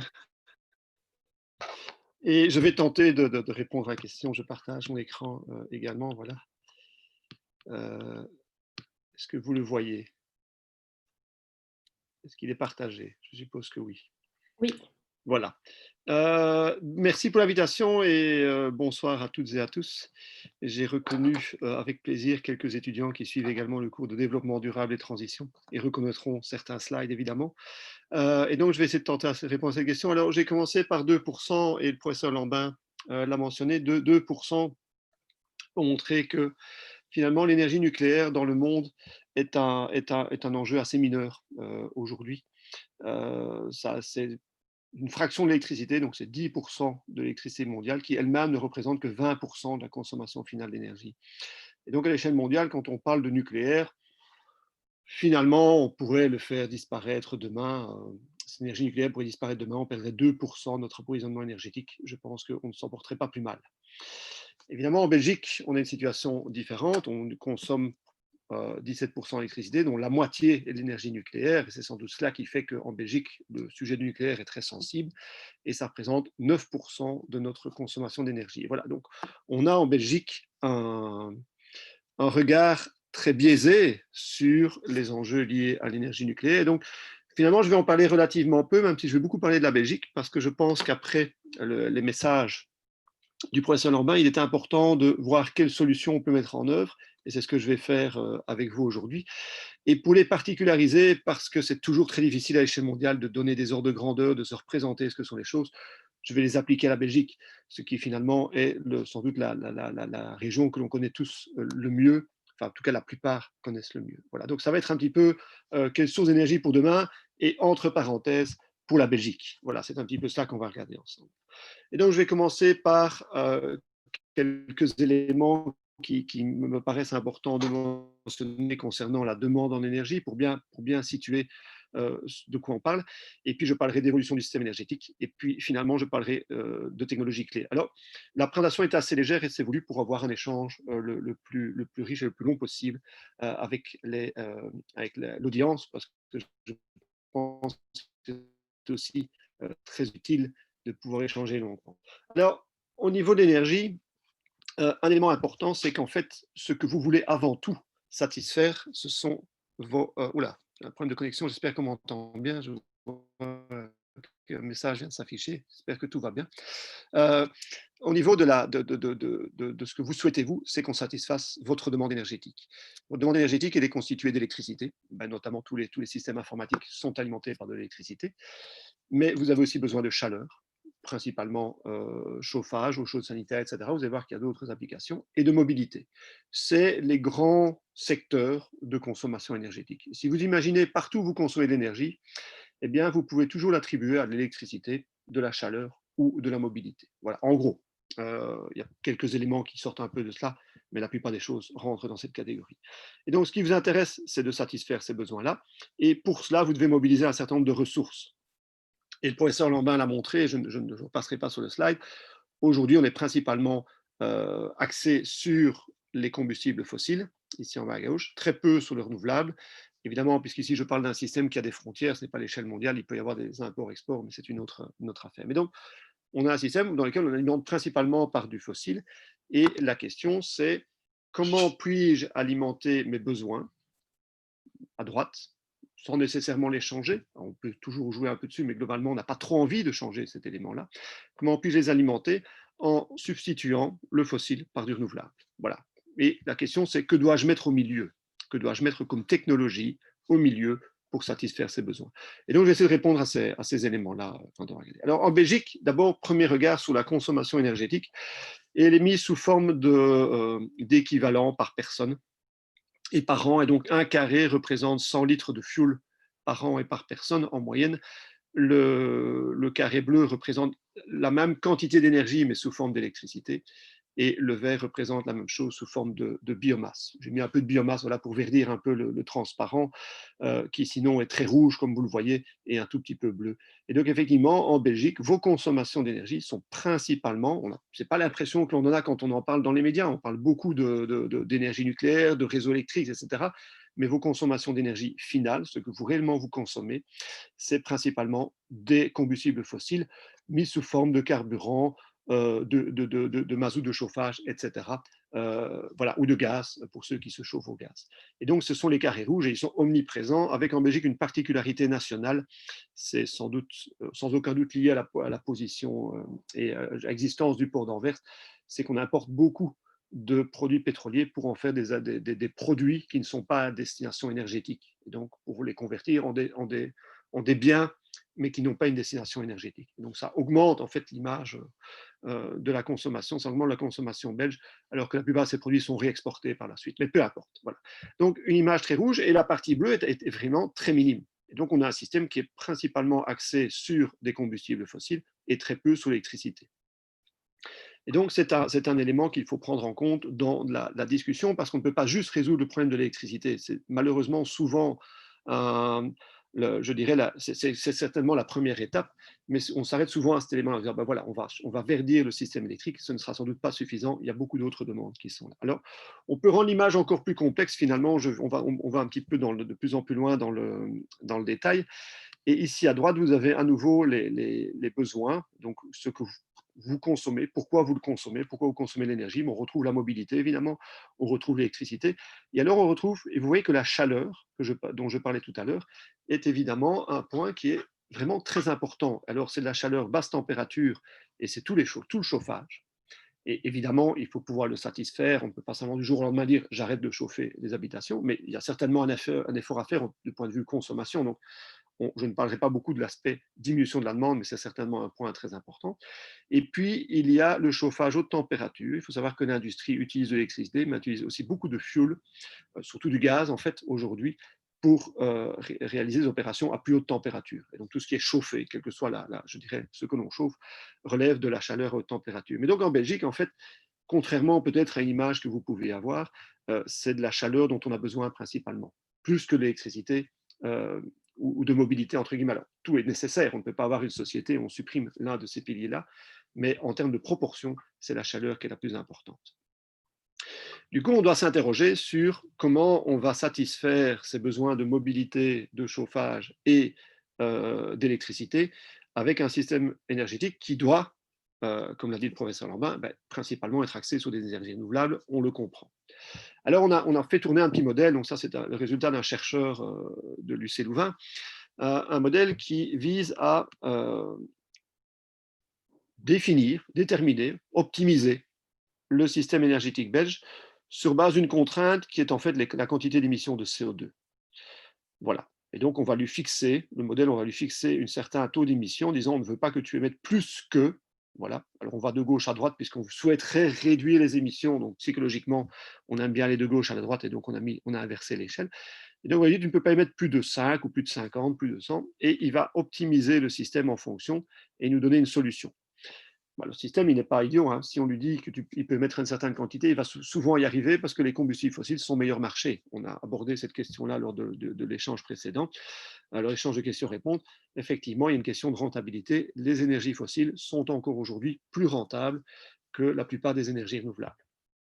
Alors, que voit-on quand on force le système belge, et ici je suis à l'échelle belge, quand je force le système belge à réduire ses émissions, système énergétique, hein, donc c'est uniquement les émissions liées au système énergétique, je ne parle pas d'émissions liées à l'agriculture ou d'autres éléments, eh bien, on voit que globalement, il va verdir, et les renouvelables sont mis en vert, c'est à raison, et il va surtout électrifier. Et donc, on voit que la proportion d'électricité qui est très faible, on l'a vu, elle est relativement faible dans la consommation d'énergie finale, augmente pour devenir prépondérante. Cela veut dire en fait que le système énergétique, dans son évolution naturelle vers moins d'émissions, enfin naturelle, elle n'est pas tout à fait naturelle, on est d'accord, mais vers moins d'émissions de CO2, va s'électrifier de plus en plus. Et donc, tous nos besoins vont être satisfaits de manière directe ou indirecte par de l'électricité. Et donc, l'électricité va devenir plus omniprésente qu'elle ne l'est aujourd'hui. Et donc, il est intéressant de se pencher sur le secteur électrique, parce que c'est lui qui sera prédominant demain. Et donc, le secteur pétrolier, le secteur gazier ont encore, un avenir via des combustibles renouvelables, mais le secteur électrique va devenir vraiment la clé, il l'est déjà aujourd'hui, mais il va vraiment devenir l'élément prédominant dans nos systèmes énergétiques. Voilà. Alors, comment faire en Belgique pour aller vers. Alors, ceci, c'était une vision globale de l'énergie renouvelable, mais quelle énergie renouvelable? Alors, quand on regarde la Belgique, Et c'est là où les choses sont peut-être un peu plus complexes que ce que le professeur Lambin a laissé sous-entendre à la fin de sa présentation. En Belgique, en fait, quand on regarde comment on va satisfaire nos besoins, eh bien, on voit que le système a tendance à rapidement installer de l'éolien parce qu'en fait, il est rentable. Donc, les éoliennes sont un système de production d'électricité qui aujourd'hui est tout à fait rentable et donc il n'y a pas nécessairement besoin de subventions très importantes pour que ça se développe. Il se développe très bien et il doit continuer à se développer. Et on voit que dans la contribution globale, il est assez faible. L'éolien est assez faible. Et je vais expliquer pourquoi juste après. On a un peu de biomasse, plutôt pour mémoire qu'autre chose, mais elle contribue à la satisfaction de nos besoins. Voilà. Ça peut être de la biomasse de type forestière ou bien de type alors, humide, entre guillemets, donc ça y est tout ce qui est plutôt résidus agricoles et déchets ménagers. On a le solaire, et on voit que c'est le soleil, le photovoltaïque principalement dans nos pays, qui est le contributeur majeur à la satisfaction de nos besoins lorsque l'on veut forcer le système à émettre moins de CO2. Mais avec pour la Belgique des résultats tout à fait aberrants, puisque si on veut pousser le système jusqu'à très peu d'émissions, et dans une vision un peu autarcique, pas totalement parce qu'il y a un peu d'échange aux frontières, il y a un peu d'apport, mais dans une vision globalement plutôt autarcique, il faudrait installer 3000 km² de panneaux solaires photovoltaïques en Belgique pour satisfaire nos besoins. Et ça, c'est tout à fait impensable, c'est tout à fait réaliste. Et donc, oh là, oui, je me suis trompé, c'est ce graphique qui doit venir avant, c'est tout à fait réaliste et on est coincé par la réalité du terrain qui veut que la quantité de panneaux solaires que l'on puisse installer est limitée sur le territoire. Alors juste pour illustrer, c'est parce qu'on parlait de cela tout à l'heure, j'ai rajouté un slide, et vous avez vu que je l'ai mal mis, je l'ai rajouté à l'instant, juste avant de commencer la présentation. Juste pour illustrer ce que représente en fait une installation solaire, pour montrer la taille que ça représente. La plus grosse installation solaire au monde se situe en Inde, elle est à Badla, peu importe où c'est, c'est dans le nord-ouest, si je ne me trompe pas, de l'Inde. C'est 2245 mégawatts. Alors, si vous voulez un ordre de grandeur, c'est l'équivalent en termes de puissance installée de 2 réacteurs nucléaires. Et la surface couverte, c'est 57 km² de. Voilà, la surface de l'installation, pas de panneaux solaires. C'est 57 km² de panneaux solaires. Et donc, c'est assez imposant. Et donc, vous imaginez qu'en Belgique, je ne vais pas pouvoir facilement installer mes panneaux solaires. Et donc, les 3000 km² dont je parle, c'est quelque chose de tout à fait impensable, puisque ces 3000 km² de panneaux, encore faut-il les transformer en des installations solaires dans lesquelles entre lesquelles je peux circuler, etc. Ça ferait des couvertures sur les territoires qui sont tout à fait impensables. Et donc, on peut faire des très grosses installations. Les pays qui ont des possibilités de le faire le font, mais en Belgique, c'est tout à fait impensable. Et donc, irréaliste, la partie de droite, on est coincé. Et ça, c'est un point important, c'est de savoir que la Belgique n'a pas, par elle-même, l'énergie nécessaire, une énergie renouvelable nécessaire sur son territoire pour satisfaire ses besoins. Voilà. Alors, comment peut-on expliquer ça? Eh bien, ici, c'est un tableau qui n'est sans doute pas le plus représentatif, mais dans lequel les chiffres sont, et c'est parfois important d'avoir les bons chiffres, représentent en fait les potentiels estimés des différentes technologies. Et en Belgique, en fait, on a un peu d'hydraulique, mais il est marginal. La biomasse va contribuer, mais c'est assez faible. Et on voit qu'il y a des estimations qui ont été faites pour l'éolien. Et l'éolien, ça représente des puissances qui ne sont pas négligeables. 10 gigawatts d'éolien onshore, c'est important, c'est un peu moins de 10 fois plus que ce que l'on avait en 2015. Aujourd'hui, on est plutôt à 2, donc ce serait 5 fois ce que l'on a aujourd'hui. Mais quand on voit l'ensemble des mâts éoliens qui sont déjà installés, c'est assez conséquent. En offshore, on peut monter à 3,5 gigawatts, ce qui est considérable, mais l'extension des zones accessibles à la Belgique au niveau offshore est assez faible et donc on ne peut pas installer plus. Ce qui fait qu'après, au-delà des 13,5, 14, alors on peut discuter, est-ce que c'est plutôt 12, est-ce que c'est plutôt 16, peu importe, mais au-delà de 13,5 gigawatts installés, eh bien, on n'a plus de place sur le territoire, entre guillemets, avec les règles de distanciation par rapport aux habitations, etc., toutes les zones d'exclusion, on ne sait pas mettre plus que 13,5 gigawatts d'éolien, donc on est coincé par la disponibilité de zones adéquates pour l'éolien. Par contre, pour le photovoltaïque, on a déjà mis, et aujourd'hui on est plutôt à 4 gigawatts installés, et c'est vrai qu'il n'y a pas de limite parce qu'il n'y a pas cette notion de conflit. C'est parce que j'ai mis de l'éolien du solaire sur un toit qu'il va empêcher le voisin d'en mettre sur le sien pour peu que le réseau électrique suive. Donc, on pourrait multiplier. Dans le modèle, on est obligé de mettre une zone, enfin une variable qui peut être libre, et donc on n'a pas mis de limite. C'est pour ça que le modèle met du photovoltaïque, mais il n'a pas le choix. Il préférait mettre autre chose, mais il est arrivé à saturation. Et la Belgique fait partie de ces pays européens. Et heureusement pour nous, on n'est pas les seuls. Vous voyez qu'on serait les seuls, ce serait un inconvénient, mais on a un voisin puissant qui a la même situation que nous, peut-être moins criante, mais qui est un peu dans la même situation. On est en Belgique avec les Pays-Bas, avec l'Allemagne, avec l'Italie et avec, si j'ai bien retenu ma leçon, la Slovénie, des pays qui sont déficitaires en énergie renouvelable par rapport aux besoins de leur société, besoins actuels et besoins estimés dans le futur proche.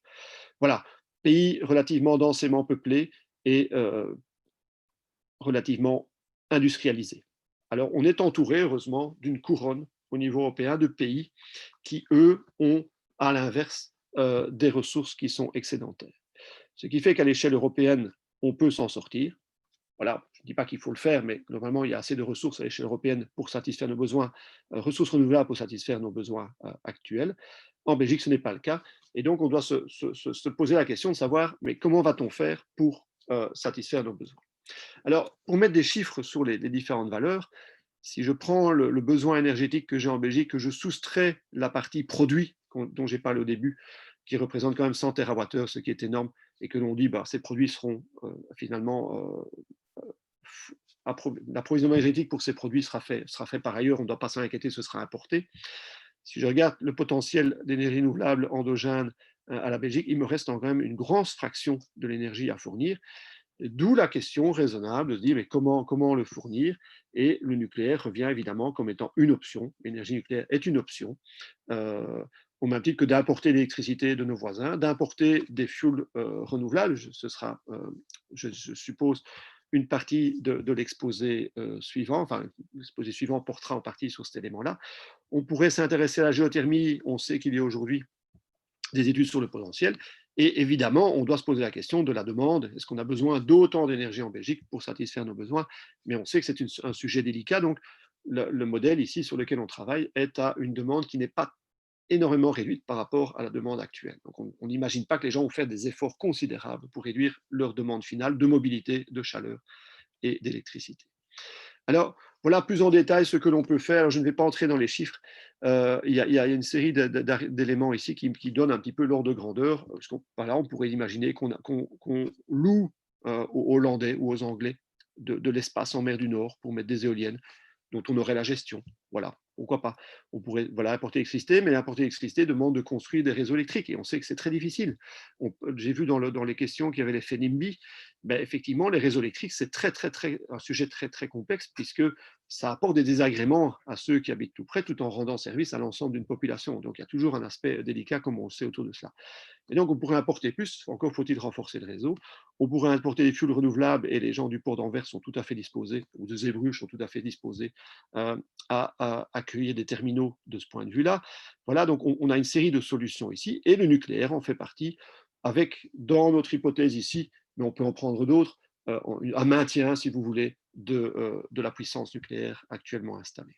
Alors, quand on met ça en musique, eh bien, on pense que le nucléaire va nous sortir de nos ennuis et va satisfaire nos besoins. Eh bien, on voit qu'en fait, la référence avec un solaire raisonnable s'arrête ici. On n'est pas capable de faire moins. Si je laisse le solaire partir, je monte, mais ça coûte très cher parce que ça devient très compliqué à intégrer dans le système énergétique. On voit que l'importation d'électricité supplémentaire va nous aider un petit peu, mais ne va pas faire toute la solution. Le vent supplémentaire, pareil. La géothermie va nous aider, mais ça en plus. Le nucléaire aussi ne nous permet pas d'aller jusqu'au bout. Les fuels renouvelables nous aident plus, mais à un coût qui reste important. Et en fait, c'est le mix. Alors, je ne vais rien vous apprendre ici. C'est le mix des différentes solutions qui permet de s'en sortir.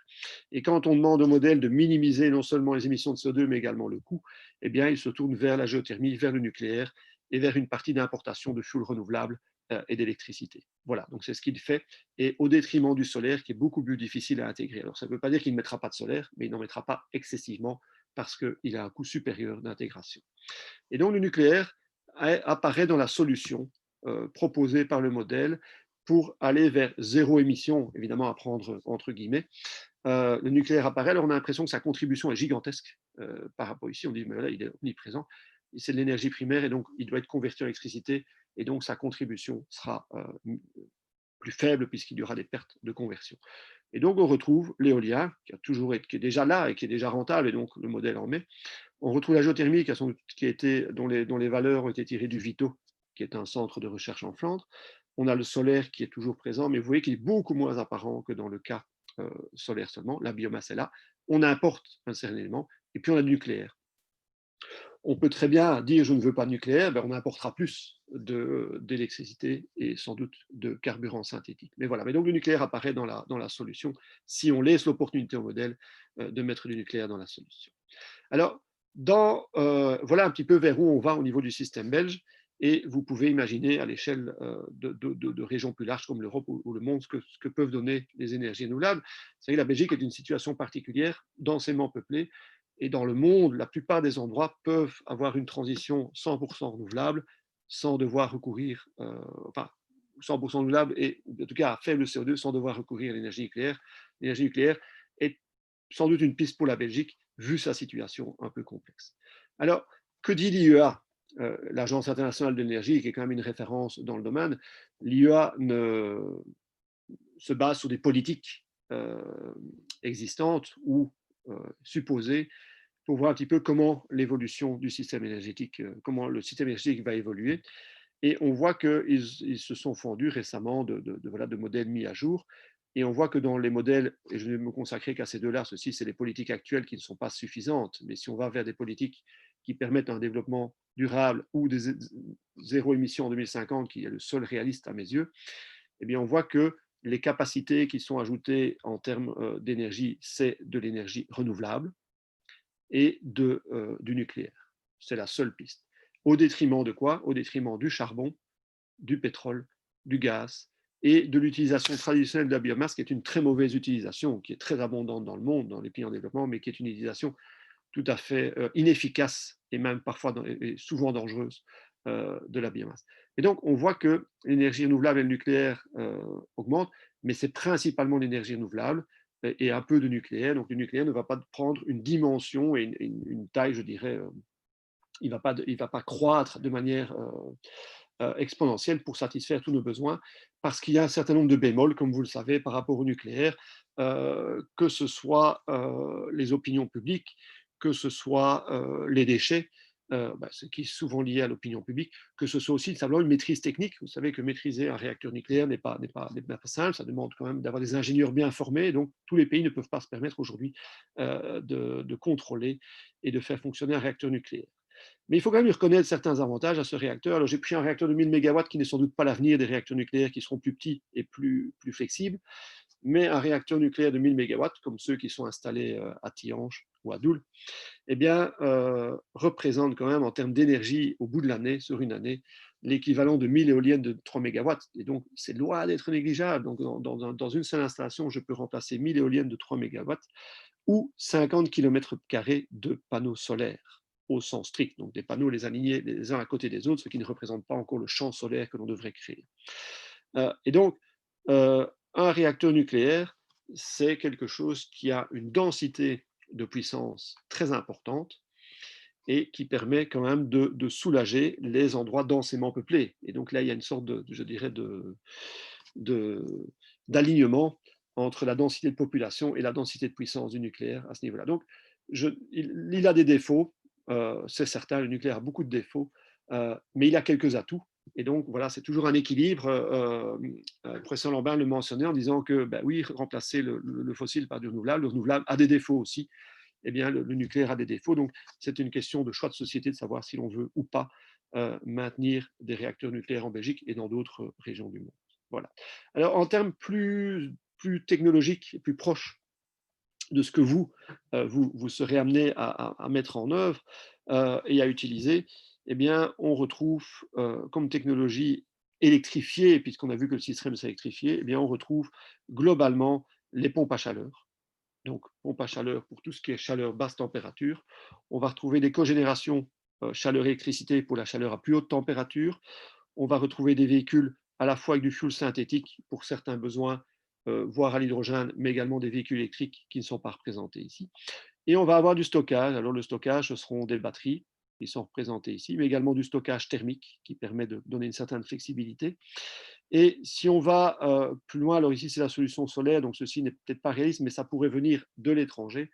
On va petit à petit aller vers ce qu'on appelle les électrofuels, qui sont ces fuels qui sont créés à partir d'électricité. Donc c'est l'électrolyse de l'eau qui permet de produire de l'hydrogène, qui apparaît dans la transition, mais dans laquelle on va associer du carbone venant du CO2. Alors là, ce n'est pas encore, le cycle du CO2 n'est pas encore, je dirais, maîtrisé de ce point de vue-là totalement, mais l'idée étant de produire des électrofuels qui seront alors gazeux ou liquides, mais avec des propriétés qui sont plus intéressantes que l'hydrogène. Donc l'hydrogène est vu comme une étape intermédiaire très utile, mais qui n'est peut-être pas la fin de l'histoire du point de vue des fuels, puisqu'on risque d'aller vers des électrofuels. Voilà. Donc on va dans vos systèmes énergétiques, vous allez avoir ces technologies, donc pompe à chaleur, véhicule électrique, véhicule à l'hydrogène, véhicule avec des fuels synthétiques, stockage, batterie, stockage thermique et le stockage sous forme de fuels synthétiques, les électrofuels qui sont présents ici. Ce sont des technologies qui ont de l'avenir et qui permettent en fait un fonctionnement harmonieux entre vos besoins et l'énergie renouvelable qui est caractérisée par son intermittence. Et donc, cette notion de stockage vient effectivement compenser le caractère intermittent des énergies renouvelables. Voilà, et donc avec cela, je m'arrête. Je ne sais pas si j'étais long ou court, j'étais sans doute très long. Et je réponds à vos questions si j'ai encore un peu de temps pour le faire, ou sinon, on trouvera d'autres occasions pour échanger. Voilà.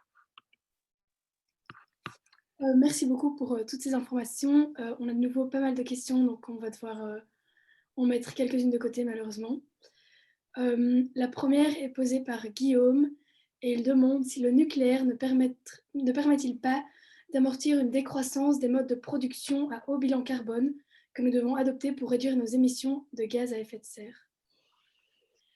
Et c'est vrai qu'on a, une fois qu'il est installé, alors il y a tout le nucléaire a ce gros avantage d'émettre peu de CO2. Donc ça, c'est une réalité. On peut regarder les bilans dans tous les sens. Le nucléaire, quand on prend, évidemment, il y a un coût à la fabrication de l'installation, il y a un coût à la production du combustible, mais par rapport à l'énergie qui est produite par après, c'est vraiment marginal. Et donc, on peut dire que le nucléaire est une énergie basse CO2. Et donc, effectivement, on a l'expertise, on a les compétences, on a les ingénieurs, on a l'industrie et tout est installé. C'est se priver d'un outil remarquable que de dire j'arrête tout pendant une période où justement j'ai un besoin criant de diminuer mes émissions de CO2. Et donc effectivement, même la personne qui est la moins, je dirais, favorable au nucléaire devrait se rendre compte que c'est quand même se couper une jambe, en tout cas se tirer une balle dans le pied alors qu'on doit courir un marathon. Et ce n'est pas l'idéal. Et donc si on peut maintenir des réacteurs là où c'est possible dans le monde, eh bien je pense qu'il faut le faire avec, si on le souhaite à long terme, en fait, une disparition de ces réacteurs. Mais il faut mieux le phaser que de dire, voilà, d'ici quelques années, je retire tout d'un seul coup. Ça va être assez difficile à encaisser. Et effectivement, on sera amené à émettre plus de CO2 au niveau de la Belgique. Et ce sera difficile d'en sortir par la suite. Très bien, merci. On a une seconde question posée par Loïc qui demande si la Belgique met en place un programme de gestion de déchets nucléaires au long terme équivalent au programme mis en place en France. Alors, je ne suis pas spécialiste des déchets nucléaires. C'est un sujet complexe parce qu'en fait, pour le moment, il y a un moratoire en Belgique, ce qui fait que l'ensemble, enfin, tout ce qui est produit par les centrales, parce qu'il y a d'autres déchets nucléaires, notamment au niveau des hôpitaux, etc., dont je ne vais pas parler, mais du côté des centrales, pour le moment, la décision, c'est de ne rien faire, c'est-à-dire que l'ensemble du combustible nucléaire qui est épuisé, alors il n'est pas totalement, hein, il reste encore énormément d'énergie là-dedans, est mis en fait en piscine dans les centrales et stocké pour le moment dans les centrales. Et donc, en fait, on le met là en attendant d'avoir une solution élégante pour le stockage à long terme, pour le recyclage ou pour autres pistes. Alors, les pistes, c'est quoi? C'est le retraitement, ce que l'on faisait en France historiquement, mais comme on ne veut plus transporter jusque la France et récupérer, c'était surtout récupérer qui était difficile. Laisser partir, les gens étaient assez d'accord, mais récupérer, c'était plus complexe. Nos déchets retraités venant de France, donc ça c'est une piste. On peut retraiter, refaire du combustible avec du combustible. On peut faire de l'enfouissement. Il y a un site de test à Mol dans lequel ils étudient l'enfouissement géologique des déchets nucléaires. Et alors, il y a cette piste de Mira, qui est quelque part un élément qui permet de détruire, un réacteur qui permettrait de détruire les déchets à longue durée de vie, en tout cas de réduire la durée de vie des déchets les plus dangereux. Donc il y a des pistes qui sont sur le tapis, qui sont étudiées par les chercheurs, mais la Belgique a décidé pour le moment de ne rien faire, donc de tout laisser dans les piscines des centrales nucléaires. Mais si on arrête les centrales en 2025, on devra s'en préoccuper de manière, je dirais, prioritaire à ce moment-là. Très bien, merci beaucoup. On a encore une question qui demande pourquoi les dirigeants rendent l'option solaire peu attrayante pour les citoyens en retirant les avantages fiscaux et en imposant les détenteurs de ceux-ci. Parce qu'en fait, il y a eu beaucoup de progrès en termes d'industrialisation des panneaux solaires et de diminution des coûts, ce qui fait qu'il y a 5-10 ans, les coûts des panneaux solaires étaient importants et donc il était difficile pour le citoyen d'investir dedans sans aide de l'État. Aujourd'hui, ce n'est plus du tout le cas. Les panneaux solaires sont devenus très bon marché, ce qui fait que la personne qui l'installe sur son toit sans aucune aide a quand même quelque part un gain financier, je dirais, s'il fait son bilan sur plusieurs années, va avoir un certain gain financier. Et donc, il est logique que l'État, à partir du moment où le prix du bien diminue, que l'aide de l'État diminue aussi. Il n'y a pas de raison d'enrichir les propriétaires de panneaux solaires. Et donc, il y a peut-être aussi une surréaction par rapport aux écarts importants et aux erreurs lors de la gestion des certificats verts pour les panneaux solaires. On sait ce qu'il en est. Donc, il y a peut-être une réaction qui est un peu trop forte par rapport à cela, mais il est normal que les aides de l'État s'effacent. Et donc, on ne doit pas dire, ah, mais regardez, il y a 10 ans ou à 5 ans, il y avait beaucoup d'aides, aujourd'hui, il n'y en a plus. Le coût des panneaux était tout à fait différent aussi. Je vois, merci beaucoup. On va encore poser 2 dernières questions.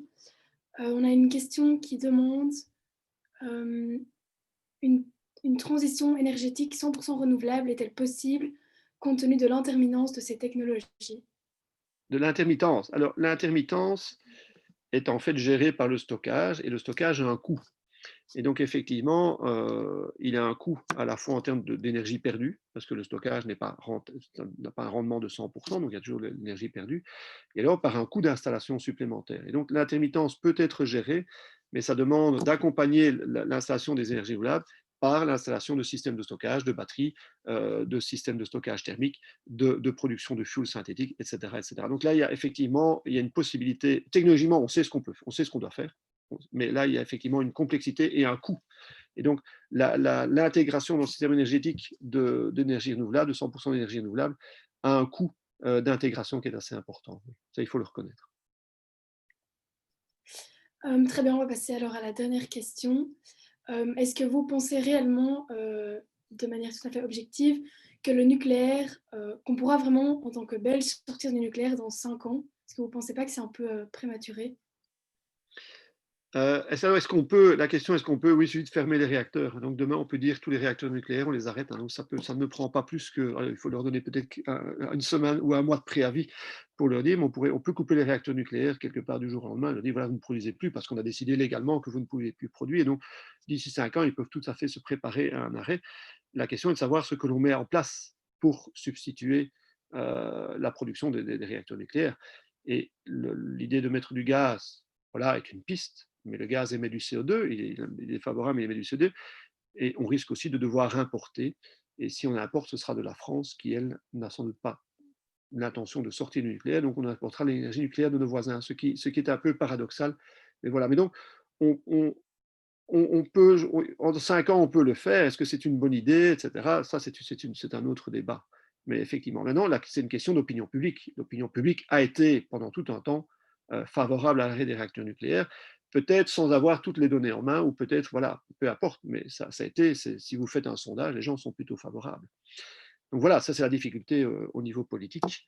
On a aujourd'hui des politiciens qui sont le reflet de la société, donc c'est que la société veut arrêter les réacteurs nucléaires. C'est comme ça qu'il faut le comprendre. Ok, donc merci beaucoup pour toutes ces réponses et pour cette intervention. On va maintenant laisser la parole à notre dernier intervenant, Monsieur Galland, qui est consultant chez Initio, une entreprise de consultance spécialisée en énergie et transport durable. Et ce soir, il se penchera pour nous sur l'hydrogène comme source d'énergie. Donc voilà, monsieur, je vous laisse la parole.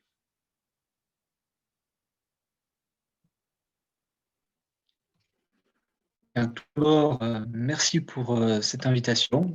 Je pense que c'est difficile de faire aussi bien que mes 2 prédécesseurs. Petite présentation à partager. Alors, est-ce qu'il serait possible de m'en donner l'accès?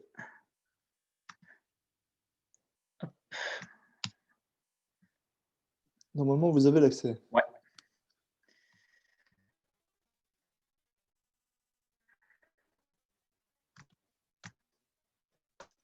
Et voilà, normalement, on devrait être bon. Oui. C'est Pardon, c'est bon de votre côté? Oui, vous pouvez y aller. Voilà. Donc, alors, quelle source d'énergie pour demain? D'entrée de jeu, je vais être un petit peu désolé de faire un double hors-sujet. La première sera sur le demain. Je vais vous parler davantage d'après-demain plutôt que demain.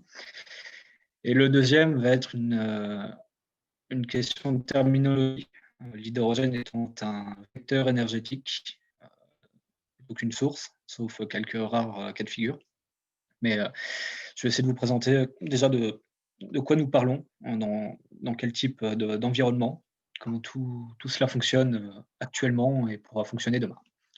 Je tâcherai de faire rapidement afin d'avoir assez de temps pour les questions et je vais en profiter pour présenter très rapidement ce que nous faisons chez Initio immédiatement. Alors à propos d'Initio, nous, on est une entreprise qui, comme il a été dit, conseillons les acteurs privés et publics dans l'énergie transportable. Donc, on a une signature qui est leader en hydrogène. On a accompagné vraiment toute la filière depuis ses balbutiements jusqu'à aujourd'hui, où un essor particulier est observable à tout niveau. Bref, on est assez au fait de tous ces sujets de transition, bien sûr, sur l'ensemble des applications, des modes de production. Et sans plus tarder, je vous propose d'entrer dans le détail. Alors, en un premier temps, je pense qu'il est important de revenir à la question de l'énergie que nous consommons. Ça a été abordé tout au long de cette présentation, mais je pense que c'est important d'avoir quelques éléments bien en tête sur les formes d'énergie qui aujourd'hui passent dans nos systèmes. Sans surprise, on a un mix qui est quasi intégralement fossile, comme il a été dit. Il faut savoir que l'énergie prend plusieurs formes. On peut parler de produits pétroliers, de charbon, de gaz naturel qui représente presque 1% de notre consommation finale. Ce que vous voyez là, c'est des données de la consommation mondiale, hein, bien entendu. Et on a également une part importante de consommation électrique. Donc, comme il a été dit, une petite part de nucléaire, une part encore plus infime de renouvelable. Et ce qui se cache derrière notre production électrique est en réalité davantage de pétrole, de gaz ou autre. Au-delà de la typologie d'énergie que nous consommons, ce qui est intéressant, c'est ce que nous en faisons. Là, c'est la règle des 4 x 25. 25% dans l'industrie, 25% dans les transports, à peu près autant dans ce qui est appelé résidentiel, donc votre électricité et gaz domestique, et puis un dernier quart qui est dans des usages plus diffus, qu'ils soient professionnels ou particuliers, tandis qu'une dernière partie est de produits énergétiques. Donc, quand on parle d'énergie, il faut avoir en tête que nous parlons principalement d'industrie, de transport et de résidentiel. Donc, tout enjeu qui va impacter la consommation ou la réduction de la consommation d'énergie va fondamentalement impacter ces trois domaines-là. Et c'est assez important pour l'hydrogène, vous allez pouvoir comprendre juste après. Lorsqu'on parle de consommation énergétique, il y a forcément cette question du CO2 qui est très importante, qui vous montre finalement la consommation de CO2 par application énergétique. Alors, les chiffres sont un petit peu différents que vous avez pu voir tout à l'heure, car ici, nous sommes uniquement sur l'émission reliée à l'énergie. Ce qui est très intéressant dans la tendance qui est donnée par l'IRENA ici, c'est une division par 3 du bilan carbone de l'énergie à horizon 2050, ce qui est énorme. D'autant plus que nous sommes sur une voie où la consommation énergétique continue d'augmenter partout dans le monde. Donc, double effort. Pour y parvenir, voilà, 2 leviers principaux, des énergies renouvelables, de l'efficience énergétique. On peut mentionner de l'électrification, c'est-à-dire passer des consommations qui ne sont pas électriques en électriques. Et j'en rajouterai une troisième que nous n'avons pas forcément mentionnée, qui est la sobriété, tout simplement. J'ai vu une question tout à l'heure qui tournait, demandant si un monde à 100% renouvelable est possible. La réponse est oui, on l'a déjà eu, ça s'appelle le Moyen-Âge. Donc, on sait que c'est possible. Demain, je pense que nous visions autre chose que cela, mais il faut savoir que la sobriété peut avoir aussi un impact très important. Donc, la question qui vient après cela, de voir en quelle mesure l'hydrogène peut arriver à nous aider à nous sortir de cette contrainte carbone. Parce que l'hydrogène en soi, comme vous voyez ici, on est sur une émission CO2 qui est très limitée dans le monde, hein. Aujourd'hui, pour produire de l'hydrogène, on émet du CO2, mais c'est une contribution minime par rapport à tout ce que vous pouvez voir ici. Par contre, l'intérêt de la solution va être lié aux stratégies de décarbonation. Alors là, je vais prendre un petit peu de recul. Donc, si on résume, on a des énergies primaires, qu'elles soient renouvelables ou non, qui sont transformées en énergie finale, donc qui peuvent être en état liquide, en état liquide, en état gazeux, en état électrique, l'état hydrogène également, car celui-ci peut être à la fois gaz ou liquide ou même solide.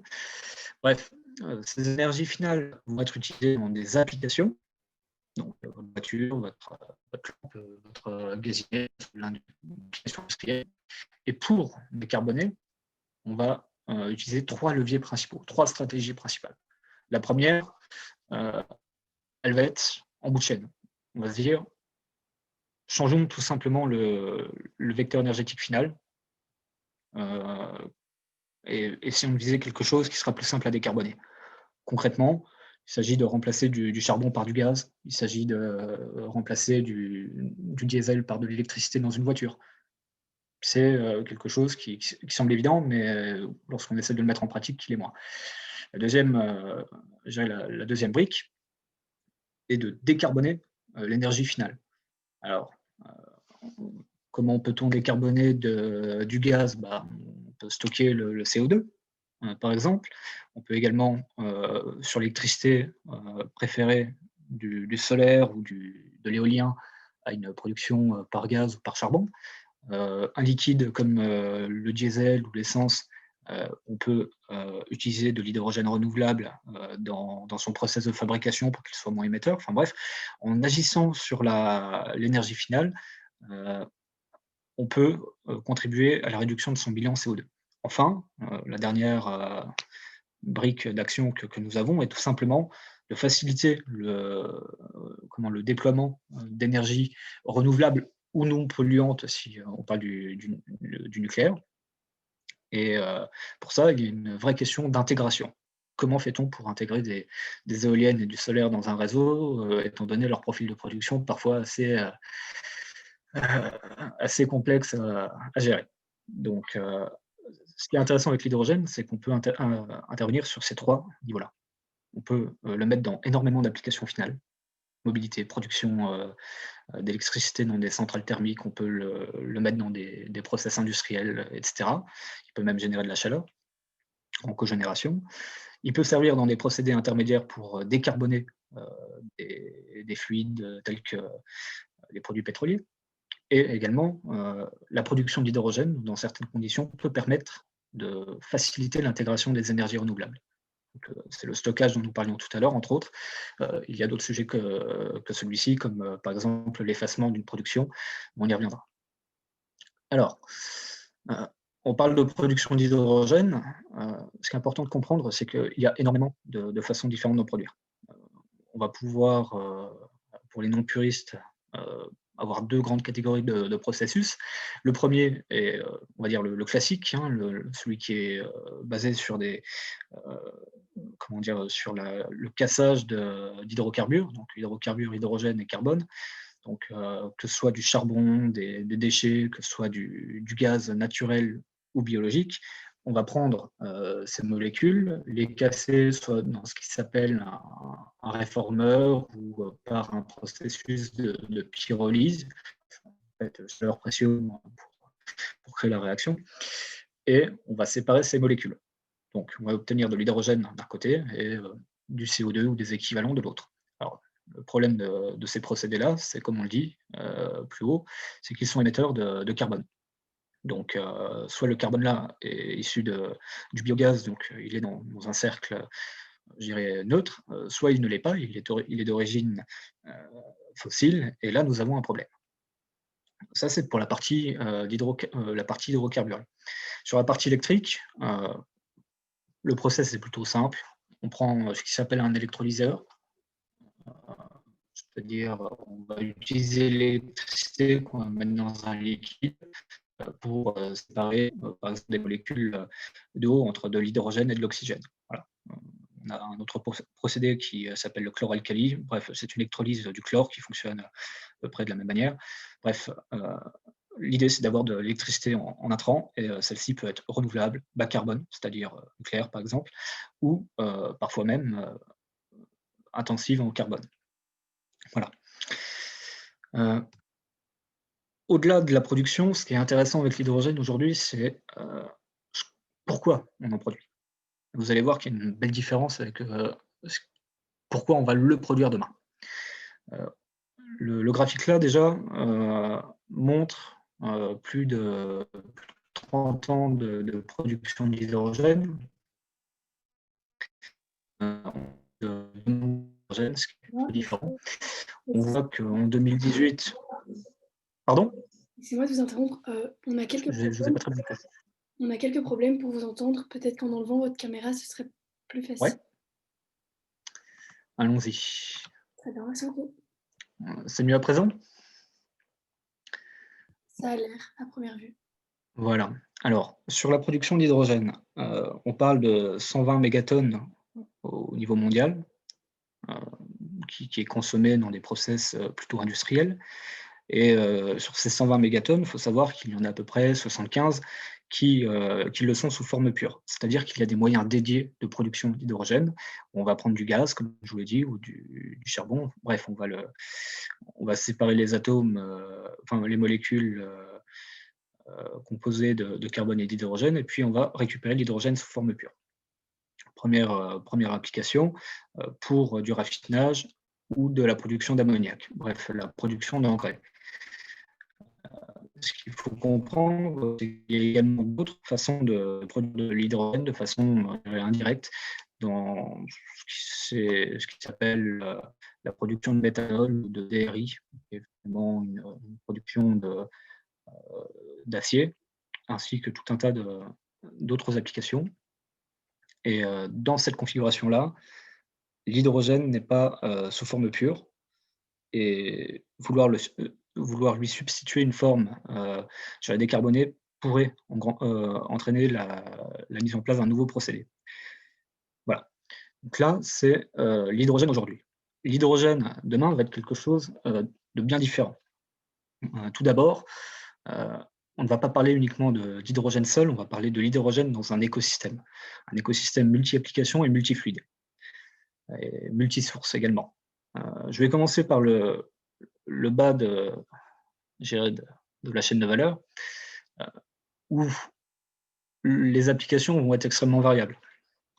Mobilité, donc on va pouvoir propulser des véhicules avec soit des piles à combustible fonctionnant à l'hydrogène, soit en brûlant directement l'hydrogène dans des moteurs, par exemple pour du maritime. On va voir des dérivés de l'hydrogène, des électrocarburants tout à l'heure, c'est clairement de cela dont il s'agit. L'hydrogène va également pouvoir être utilisé dans d'autres domaines. On va parler de l'industrie. Alors, de l'industrie, on va parler de la chimie, bien sûr, que ce soit le raffinage ou la production de méthanol, d'ammoniac. Bref, des consommations qui aujourd'hui sont déjà importantes. On va pouvoir parler de la production d'acier également. On va pouvoir parler du ciment dans une certaine mesure.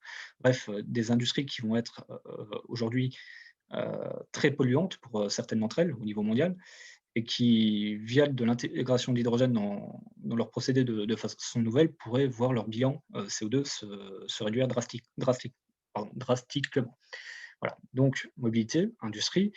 On a également un dernier débouché qui est la production énergétique. Alors, il s'agit soit de vos réseaux de gaz, soit de vos réseaux électriques. Concrètement, il va s'agir d'avoir une molécule qui va être brûlée pour générer de la chaleur, soit pour récupérer cette chaleur, soit pour générer de l'électricité. Si on remonte un petit peu la chaîne maintenant, on va voir qu'il y a de la complexité. Et l'hydrogène, c'est de la complexité.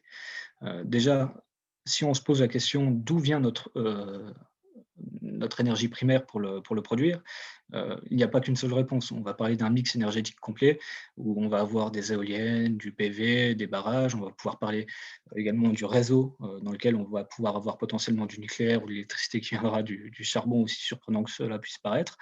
On pourra également avoir de l'hydrogène qui viendra du gaz naturel, qui peut être dont le CO2 peut être extrait. Bref, l'hydrogène peut prendre énormément de formes différentes, énormément d'origines différentes. Et ce qui apparaît aujourd'hui comme une évidence, c'est qu'il n'y a pas une solution unique pour le produire. On ne pourra pas des barrages. C'est la création d'un mix intelligent dans un système énergétique, dans un système industriel, dans un système de mobilité qui va nous permettre de déterminer le meilleur mix. Et on va avoir des mix qui vont être radicalement différents d'une géographie à une autre. Vous prenez une île, par exemple, on fait avec les moyens du bord. S'il n'y a pas de foncier, va peut-être falloir penser à importer ou va falloir penser à valoriser les énergies marines. Si vous avez du foncier, peut-être que le solaire va être utile. Si vous avez un gisement en vent, vous allez pouvoir le valoriser, etc., etc., etc. Bref, là, c'est notre partie amont. Je vous ai parlé de la partie aval. Et ce qui est important maintenant, c'est de regarder ce qui se passe entre les deux. Donc, ce qui se passe entre les deux, c'est de la production, donc la transformation d'électricité en hydrogène, ou bien la séquestration du CO2 d'un hydrogène produit de façon plus traditionnelle, le stockage, comme on en a parlé, car on peut être amené à être dans une situation où la ressource énergétique est très importante pendant un moment de l'année et moins durant l'autre période. Donc, dans ce cas, il faut essayer de valoriser cela comme on peut. Et le stockage, soit dans des grands réservoirs, soit dans des tuyaux, est une option intéressante. On peut également parler de stockage qui soit via des produits comme l'ammoniac ou le méthanol.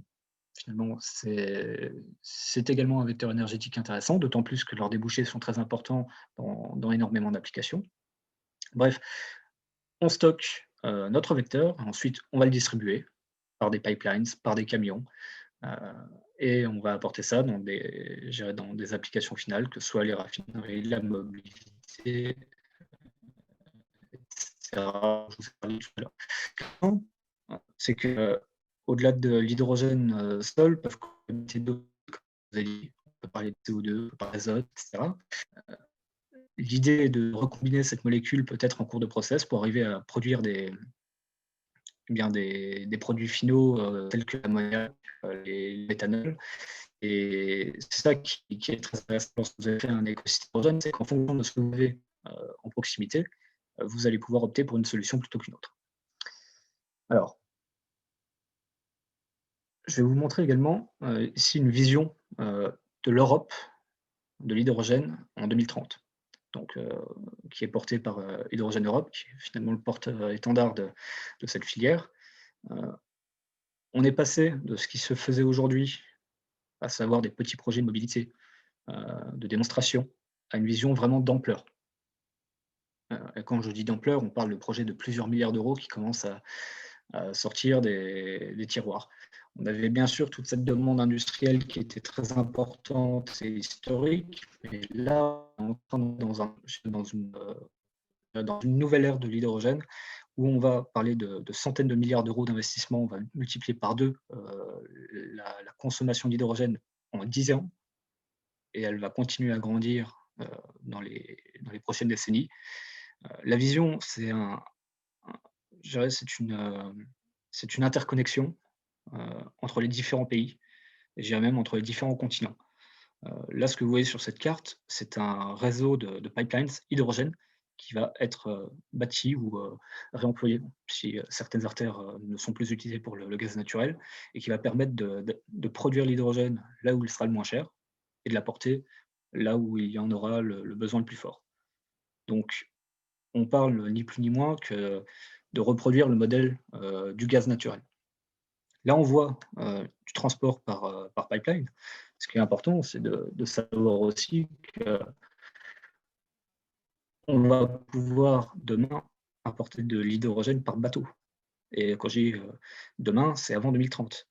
Il y a des pays du Golfe, par exemple, qui se positionnent pour livrer des quantités très importantes d'hydrogène à l'Europe de cette manière, ou bien via l'ammoniac, via du méthanol, peu importe. L'hydrogène est transformé, mais c'était une manière qui a été produite à l'autre bout du monde et qui est exportée n'importe où ailleurs. Donc c'est vraiment un changement de paradigme dans le marché de l'énergie qui est en train de s'opérer. Et ce qui est très, comment dire ça, déstabilisant, c'est les ordres de grandeur en présence. Quand on regarde ce qui est en préparation au niveau européen aujourd'hui, c'est 40 gigawatts de capacité d'électrolyse. 40 gigawatts, c'est l'équivalent de... Alors, si on parle en réacteur nucléaire, ce n'est pas une comparaison qui est parfaite, mais on parle de 40-50 réacteurs nucléaires, on parle de l'équivalent de l'éolien offshore à horizon 2030 dans toute l'Europe.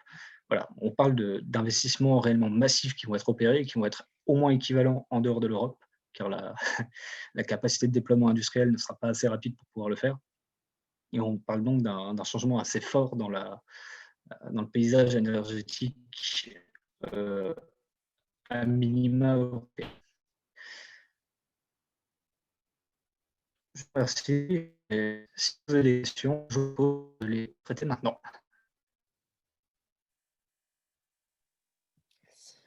Alors oui, on a plusieurs questions.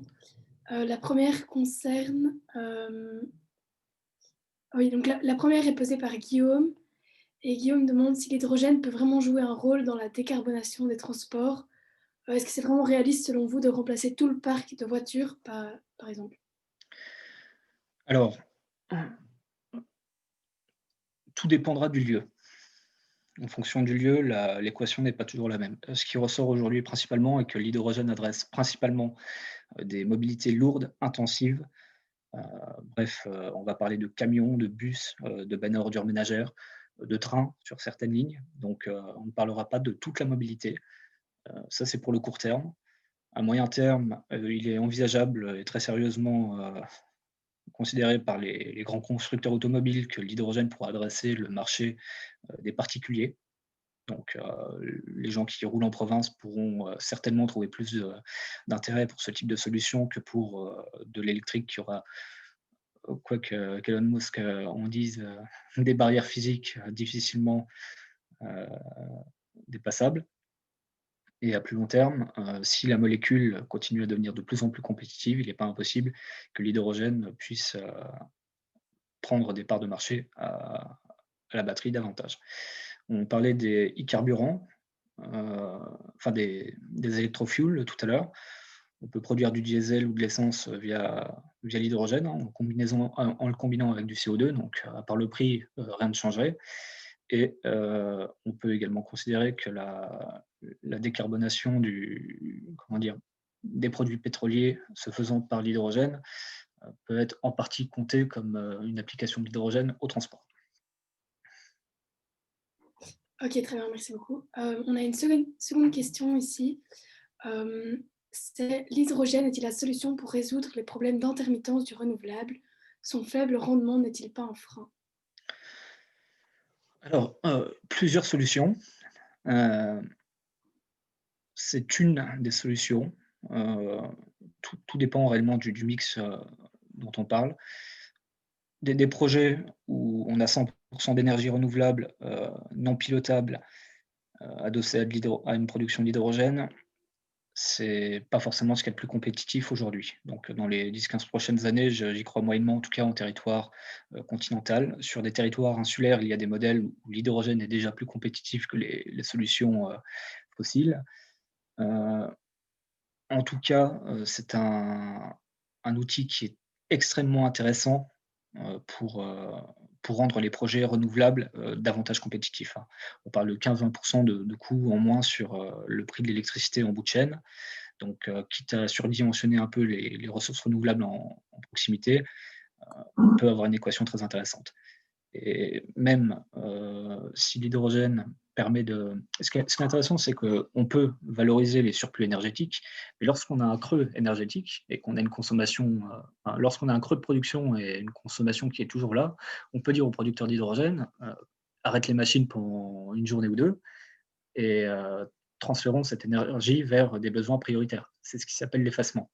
Donc, on peut jouer dans les deux sens. Et c'est une façon d'optimiser les projets énergétiques de façon très intéressante. Et dans une logique où tout est interconnecté, on peut, en tout cas, on peut espérer que la solution-là permette d'intégrer une belle part des renouvelables. Et le nucléaire et d'autres solutions seront certainement indispensables. Ok, merci beaucoup. Il nous reste encore 2 questions. La première des 2, c'est quel est l'avantage de l'hydrogène dans les transports par rapport à l'électrique, sachant que la production d'hydrogène implique une augmentation considérable de la production électrique. Il faudrait par exemple doubler en France la production pour remplacer tous les carburants par de l'hydrogène. Alors, si je reprends l'hydrogène par rapport à l'électrique, déjà, on va parler d'une densité énergétique plus importante. On va parler d'un poids, on va parler d'un volume disponible, on va parler d'une autonomie. En fait, lorsqu'on rapporte ça à du volume de report disponible, il est possible d'avoir des équations économiques plus intéressantes avec de l'hydrogène plutôt que de l'électrique. C'est vraiment du cas par cas, ça dépend quel est le coût de notre électricité, quel est le coût de notre production d'hydrogène, enfin bref, plusieurs choses. Ensuite, on parle du temps de recharge. Recharge à l'hydrogène, ça va très vite. 5 minutes, c'est fait. L'électrique, c'est beaucoup plus long. Il y a des bornes de recharge rapide, mais le prix n'est pas le même. Enfin,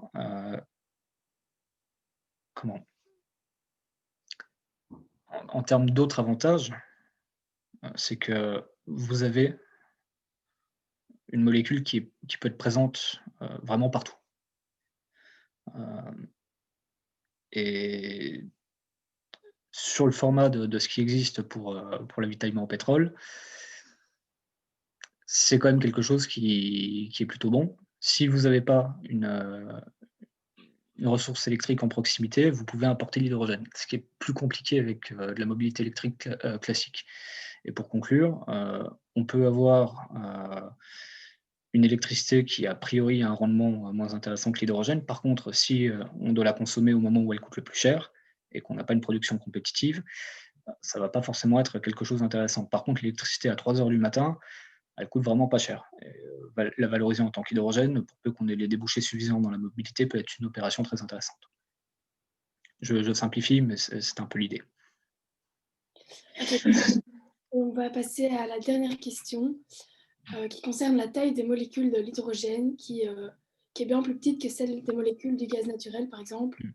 Et ça impliquerait donc que l'hydrogène fuit plus facilement et il faudrait donc remplacer tous les pipelines à gaz par des pipelines adaptés pour le d'hydrogène, ce qui pourrait peut-être engendrer plus de coûts. Est-ce que ce ne serait pas un frein pour construire ces pipelines? Alors, sur le sujet-là, pas réellement. Effectivement, la molécule peut s'enfuir plus facilement. Donc, on a aujourd'hui des limites, de toute façon, d'injection d'hydrogène dans les réseaux de gaz qui font que on ne peut pas faire n'importe quoi. Il y a de la conversion des réseaux qui est possible, mais ce n'est pas forcément là où il y a le plus gros sujet. On va penser à faire des réseaux 100% hydrogène également, donc les tuyaux ne seront pas forcément de la même nature pour ces applications-là. Là où il y a un sujet, c'est effectivement dans le stockage des réservoirs de véhicules. Et aujourd'hui, la filière travaille là-dessus, essaye d'innover, de créer des normes, des standards pour éviter de se retrouver dans des situations comme ça. Mais c'est pas la déperdition d'hydrogène aujourd'hui n'est pas un sujet réellement critique, en tout cas du point de vue économique. Très bien, merci beaucoup. Je vois qu'on a une dernière question qui vient d'être posée, mais qui ne concerne pas uniquement votre présentation, mais bien les 3 intervenants. J'espère que les 2 premiers sont encore là. La question, c'est une question du coup plus globale, et c'est qu'en est-il d'un réseau d'échange énergétique international, qui pourrait par exemple être européen, et plus normalisé, de sorte à avoir un réseau plus rentable, et du coup plus normalisé, qui permettrait d'échanger des surplus et des demandes d'énergie entre les pays. Je ne sais pas si vous avez compris la question.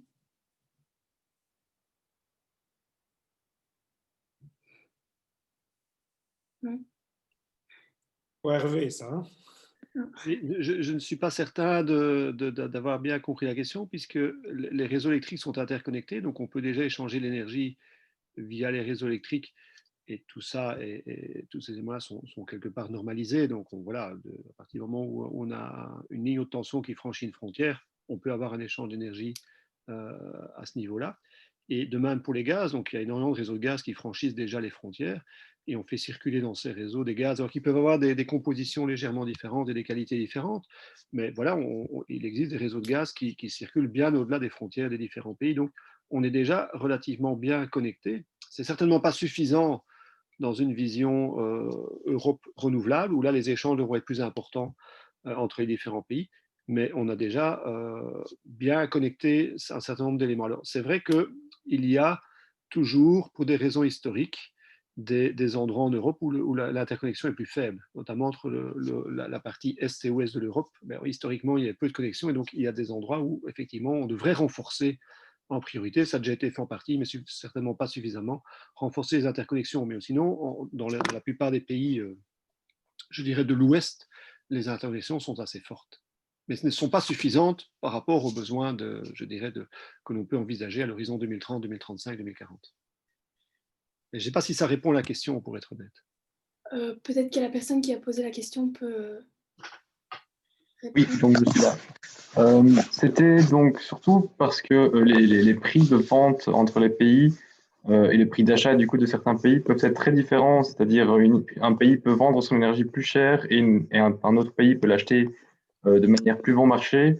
Est-ce que ce serait pas une bonne solution, en tout cas une solution plus logique, d'avoir un espèce de prix normalisé de l'énergie entre les différents pays qui font partie de l'Union européenne, par exemple, de sorte à ce que l'échange soit favorisé quand on a par exemple un surplus d'énergie hydraulique en Norvège et une demande plus forte, par exemple, je sais pas moi, en Belgique, de faire un transfert énergétique qui passerait par le Danemark, les Pays-Bas et arriver de cette façon en Belgique sans qu'il y ait de perte de coûts, etc. Plutôt une uniformisation du marché, je dirais, à une échelle européenne qui fait que le prix serait quelque part identique. C'est dans ce sens-là, en fait. Je n'ai pas la réponse. C'est une question que j'ai posée à Engie parce que j'ai vu des plans d'Engie pour les années 2040 où effectivement il y avait encore des prix différents en fonction des différents pays. J'étais un peu surpris moi-même du fait qu'on n'avait pas une intégration plus forte alors qu'on était très très interconnectés. Donc je n'ai pas la réponse à cette question-là. Merci beaucoup. Ok, bien, merci beaucoup. Mais je souhaitais justement encore vous remercier une dernière fois, Monsieur Lambin, Monsieur Jean-Marc et Monsieur Galland, pour le temps que vous nous avez accordé à nous et aux participants de cette conférence. Merci également à toutes les personnes qui ont pris part, donc les étudiants et les non-étudiants. Et si vous ne nous suivez pas encore sur les réseaux, n'hésitez pas à aller suivre Expand Consulting sur Facebook, Instagram et LinkedIn, si ça vous intéresse. Donc, voilà, et un grand merci à tout le monde.